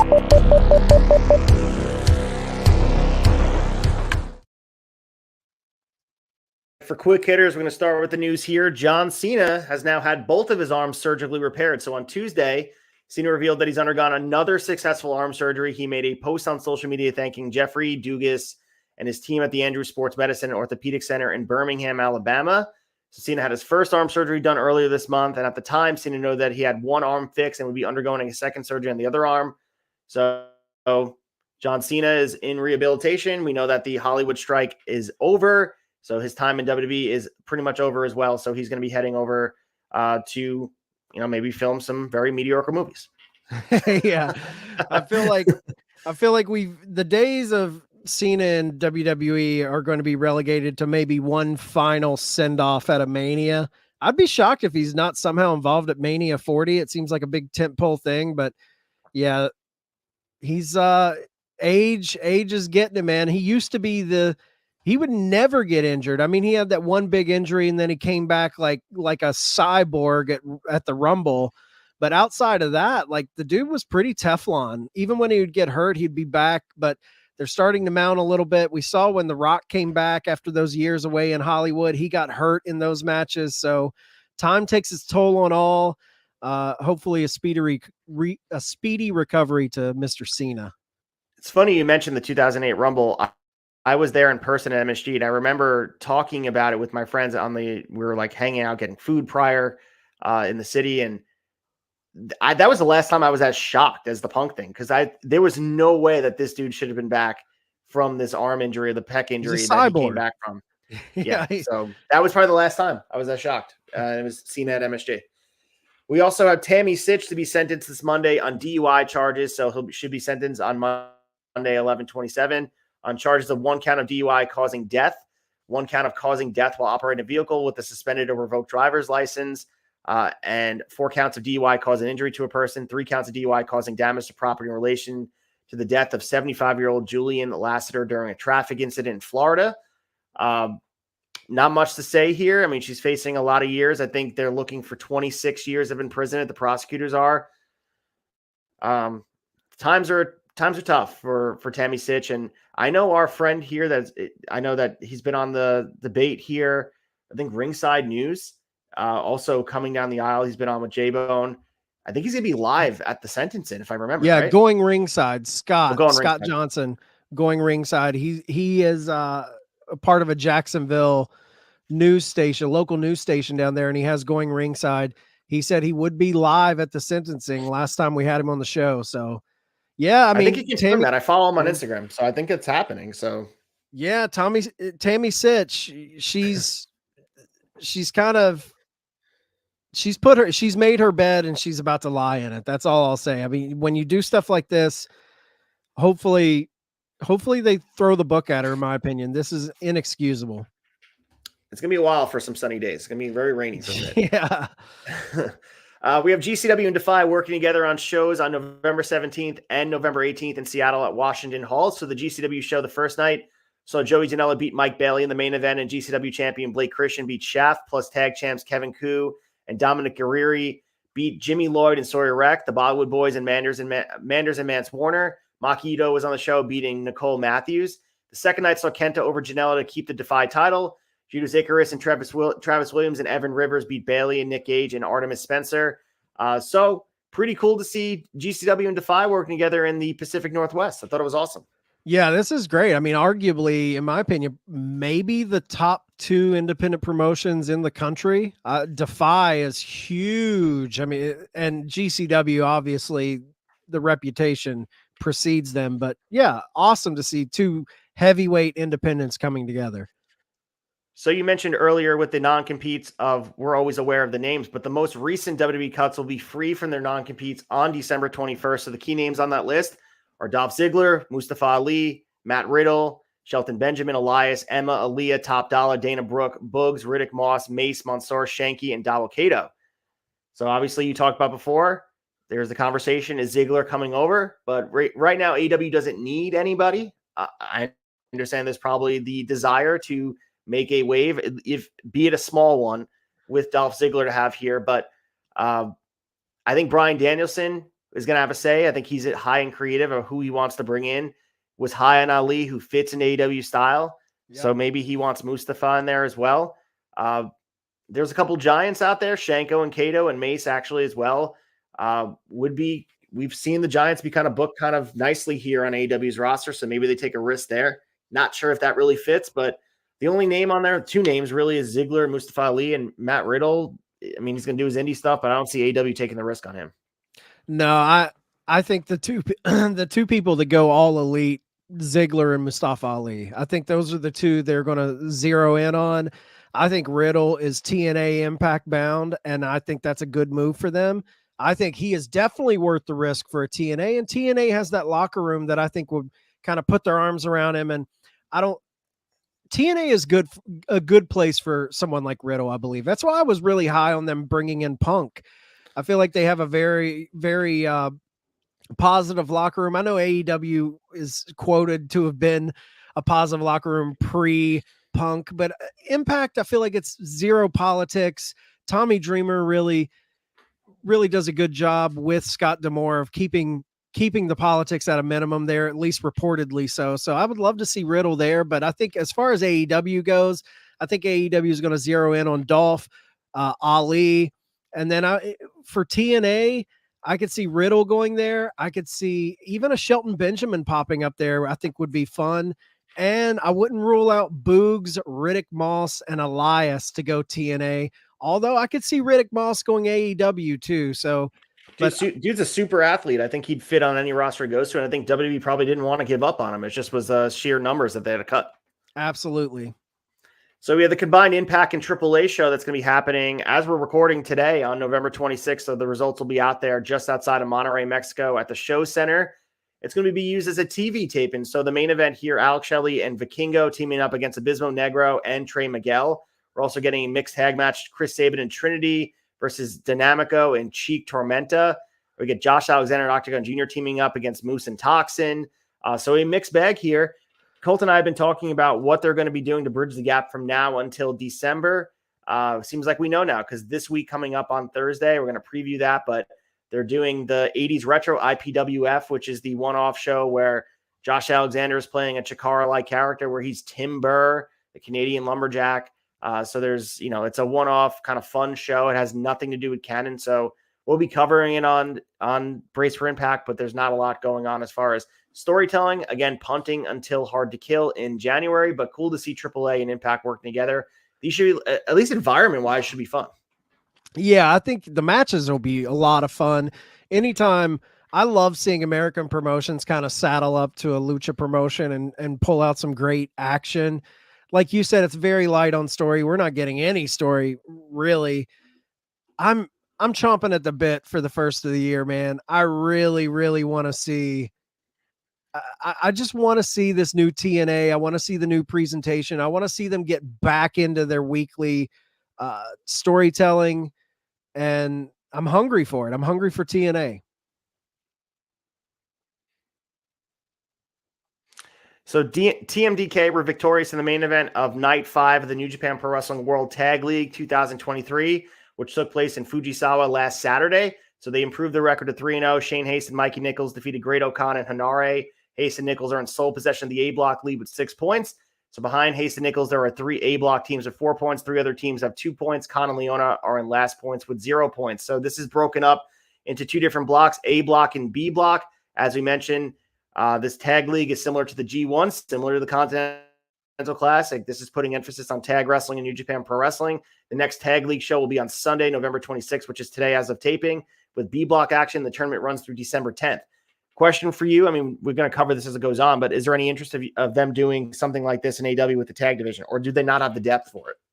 Oh man, they have the depth. If they would lean back into these teams they've kind of fragmented, and teams that have kind of been sitting on the shelf or mixed up in other storylines, I would love to see a tag tournament, and I think we will in the future. I think Tony just, especially with the Bucks, this company really was built out of an emphasis on tag team wrestling.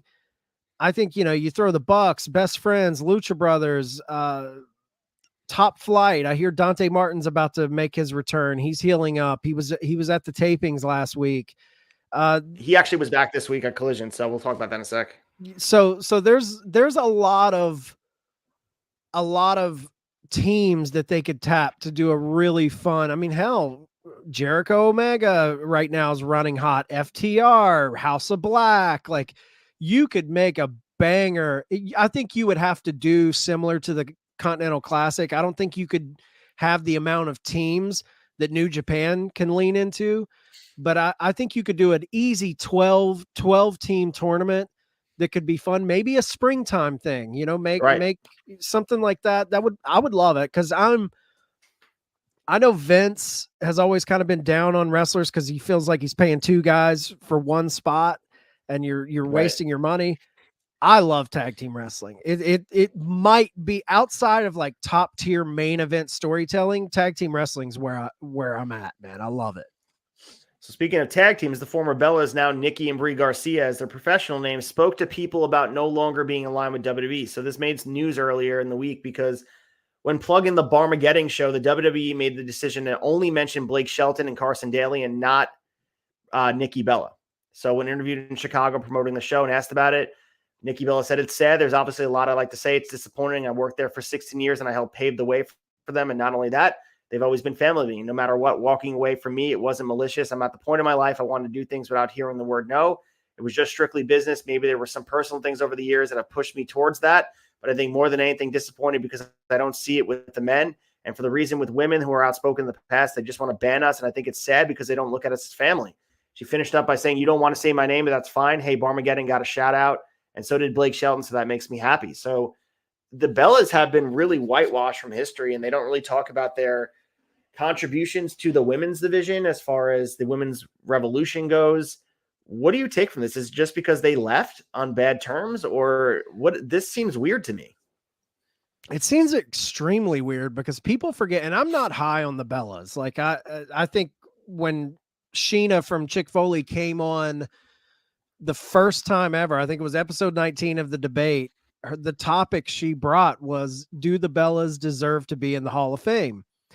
And I've always been kind of not the biggest fan, but even though I'm not the biggest fan of them, how can you not see the influence they had on the current product? They kind of carried that women's division for a minute. And I don't know what's going on, man. It just seemed like bad blood happened out of nowhere. I don't feel like them leaving should really garner the ire of upper management in WWE. It feels odd.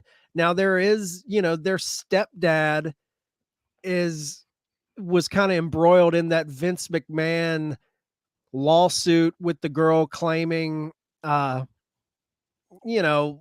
shenanigans backstage. Wasn't he tied into that, Johnny? That's very Ace? possible.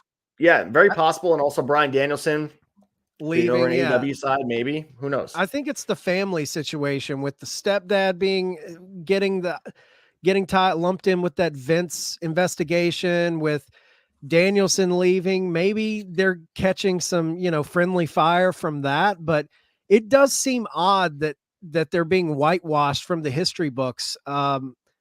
Now, I mean, look at Punk. They could be back next year, Who knows? But I wouldn't be shocked if they place some part, at least Brie. I could see Brie coming into AEW in some fashion, even if it's just in Brian's final run, her accompanying him in a match. I don't think she'll be an active wrestler or anything, but I could see her doing business. We see CJ Perry came over there. We see Renee came over there. Significant others do like to follow each other into promotions in wrestling. It's a story as old as time.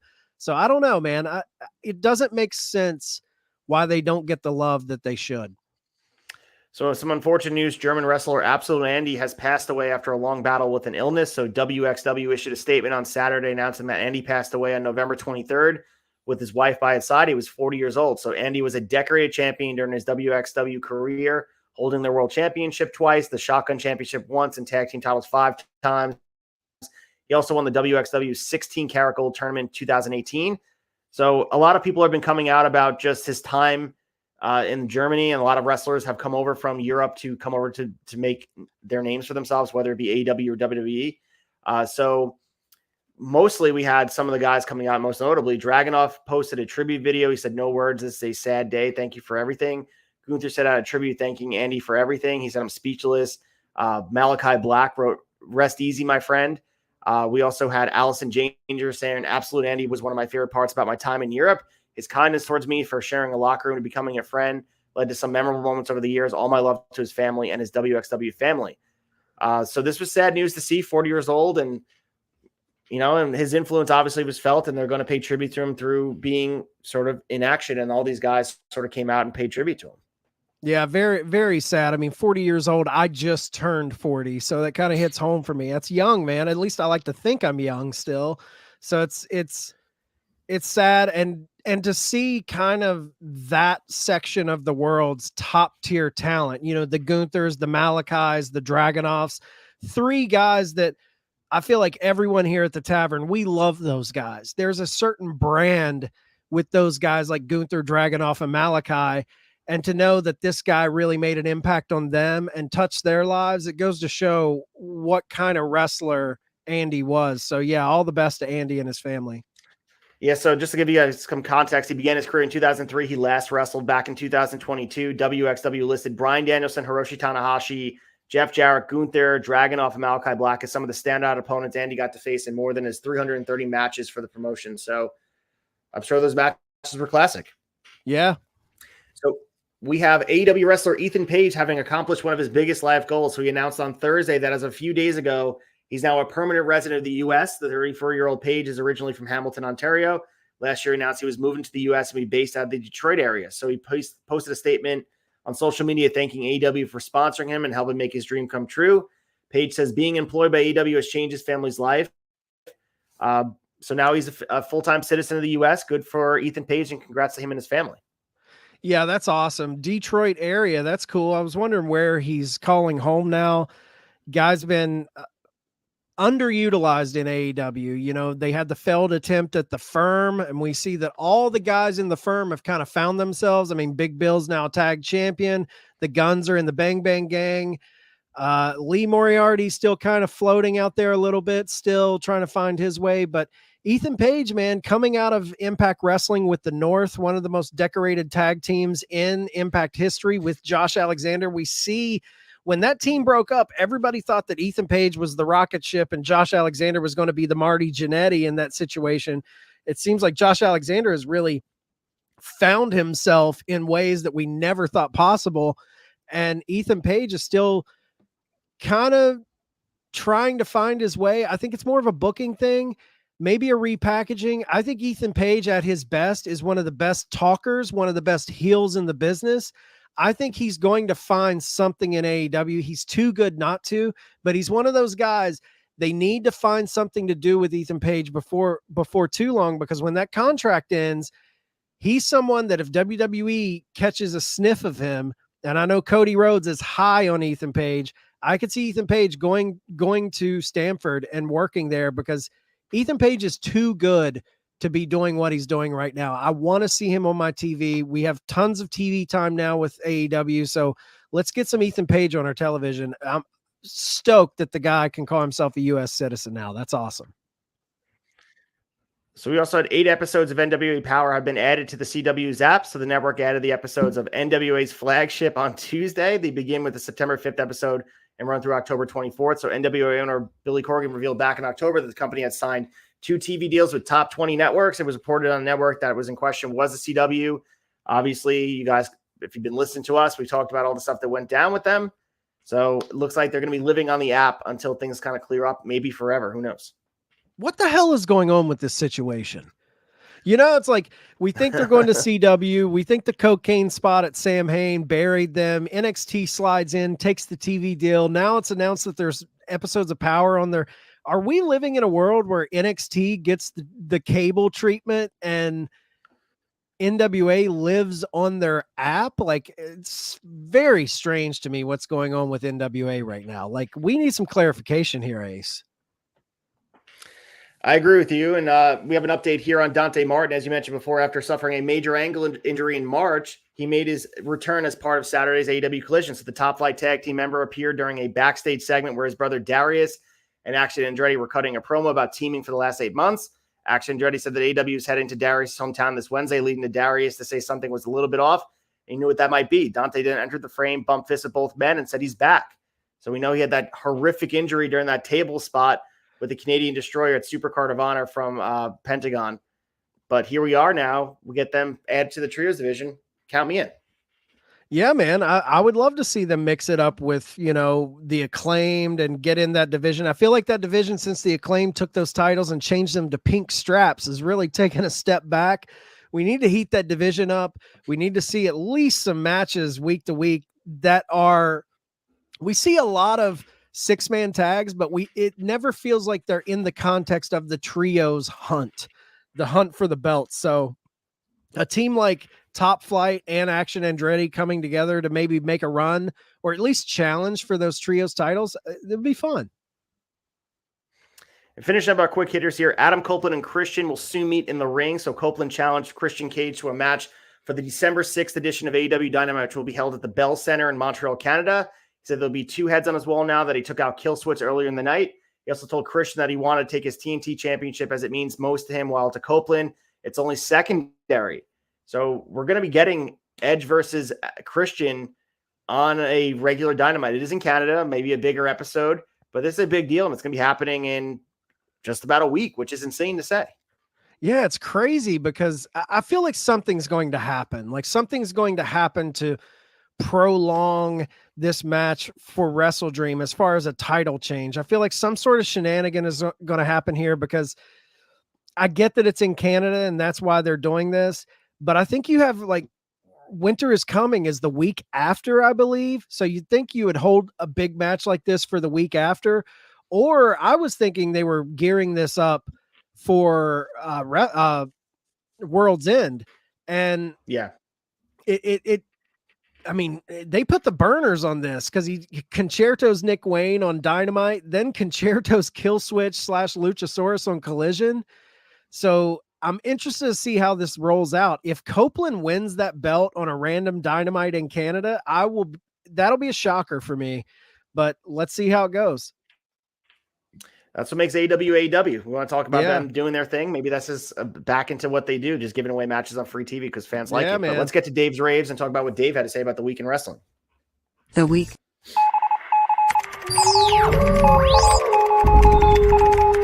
Dave raves.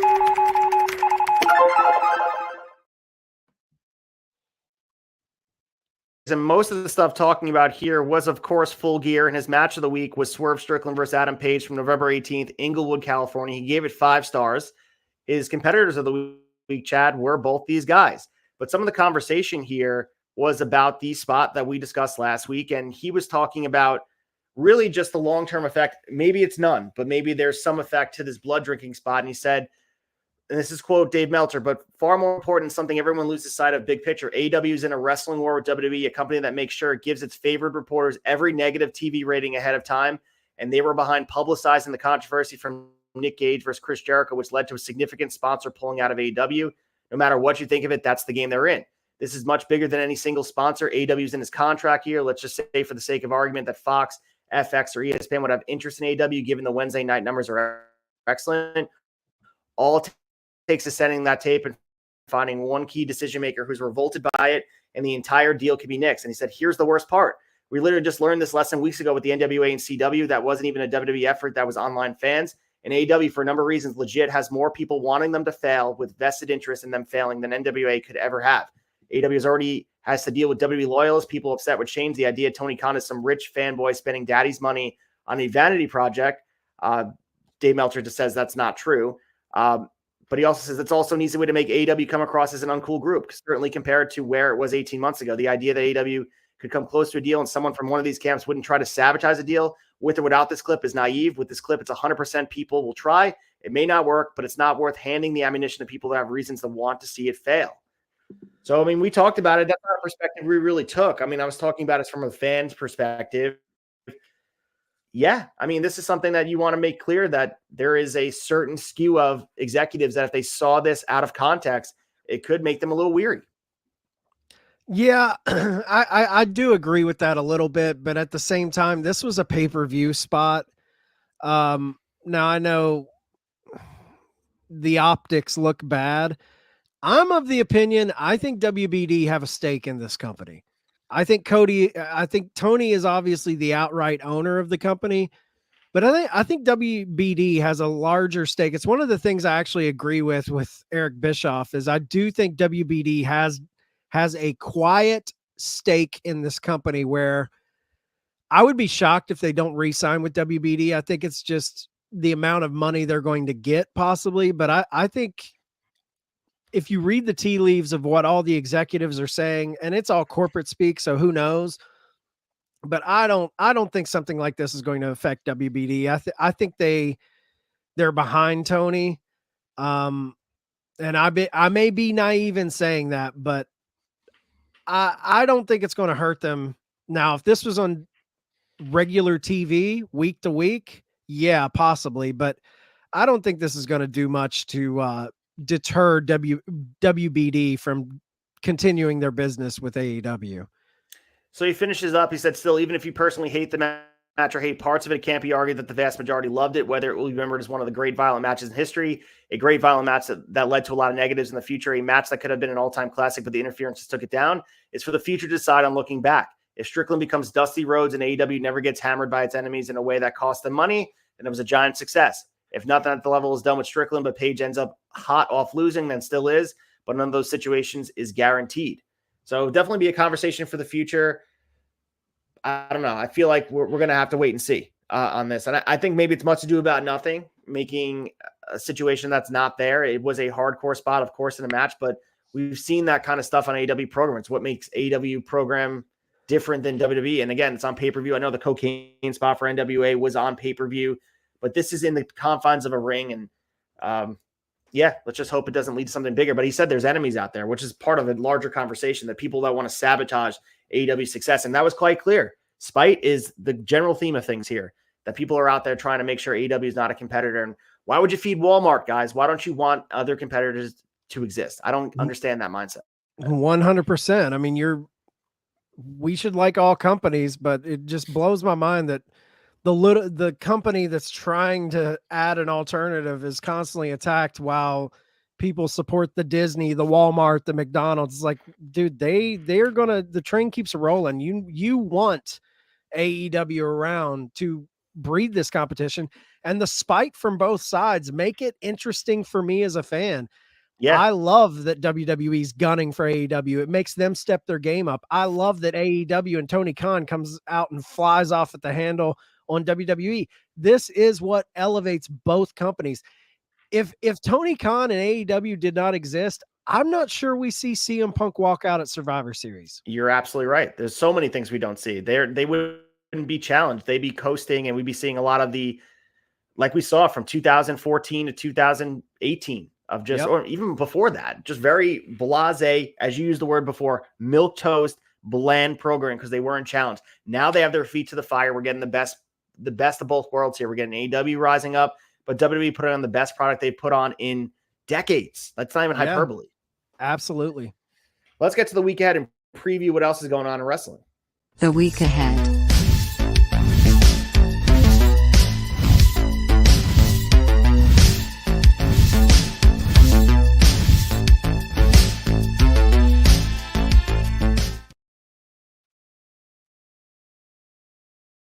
In wrestling, we have Monday Night Raw tonight. The WWE Women's Tag Team Championship being defended. Chelsea Green and Piper Niven defended against Tegan Nox and Natalya.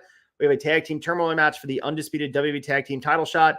New Day versus Alpha Academy versus the Creed Brothers versus DIY versus Imperium versus Indus Sheer. So, and also Bronson Reed versus Ivar. So this is all going on in Raw. We're setting the stage. And I'm sure we're going to get a CM Punk promo. If we didn't, I'd be disappointed. Yeah, you got to have a punk situation happen. And man, this tag team turmoil match, this just goes to show you, if they booked their tag division, they could easily have a solid tag division. All of these teams, I mean, New Day's New Day, but Alpha Academy, Creed Brothers, DIY, Imperium, those teams right there, you could build an entire division around and make it compelling. So, but we know how WWE does. I hope they do more. On Tuesday in NXT, we have the North American title number one contenders match. Wesley versus Cameron Grimes versus Bronson Reed versus Johnny Gargano. We have the NXT tag team titles on the line. Tony D'Angelo and Stacks defend against Angel Garza and Humberto Carrillo. Andre Chase will cut a promo. aka Break His Silence, and Jerry Lawler will choose Iron Survivor Challenge qualifying matches on Tuesday on USA as we gear up for the CW in about a year from now. Yeah, that North American title match is fun. Wesley, Cameron Grimes, Bronson Reed, Gargano. That's a good match. On Wednesday's Dynamite, as we talked about before, we have 3 Continental Classic Gold League matches: Jon Moxley versus Jay Lethal, Mark Briscoe versus Roosh, and we have Jay White versus Swerve Strickland. So all good stuff on Wednesday. Oh, yeah, that's going to be great. On Thursday's Impact, as I mentioned before, we have the IPWF one-off Retro 80 show that was taped probably about 2 months ago at this point, so not advancing any storyline, but should be a fun show. Check out what we break down on Brace for Impact talking about this. We're going to try to bridge the gap from now until January. Yeah, I like the retro shows. They're fun, but I can't wait to get back to, I want regular programming. On AEW Collision, we have the Continental Classic Tournament matches from the Blue League: Bryan Danielson versus Eddie Kingston, Andrea El Idolo versus Daniel Garcia, and Brody King versus Claudio Castagnoli. We have no matches for SmackDown yet. I'm sure we're going to get them announced soon, but who knows? Maybe Punk will be on there. Maybe Roman Reigns addresses CM Punk. All the options are out there. That's all we got, Chad. That'll be interesting.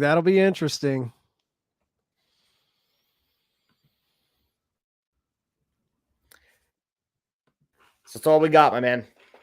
Yeah, that's it, guys. We have another week in the books with Wrestling Tonight. We'll be back next Monday, as always. It's almost coming up on a year. We've done this show. I hope you guys have enjoyed the ride, keeping you up to date every week with the news of the wrestling world. Got some big events on the horizon: Royal Rumble, Survivor Series. All of our shows will be leading us into that. So go to theturnbuckletavern.com, Apple, Spotify, YouTube. That's where you can find everything we do. If you subscribe, follow, share, we appreciate it. It helps us. The new year will bring new things for the tavern. So stay locked. And we can't wait to bring more discussion to you guys. Absolutely, man. And make sure you guys, like Chad said, go out and purchase a shirt, support us in any way. Bring a sign to a show. If AEW or WWE is coming to your town, bring a tavern sign. You send a picture of yourself with that sign, I will buy you a shirt personally.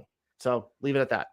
Yeah. We want those logos out there. If I see a Brace for Impact logo, a Turnbuckle Tavern logo, a Raw Down logo in the crowd, we will send you a t-shirt. So get on TV, guys.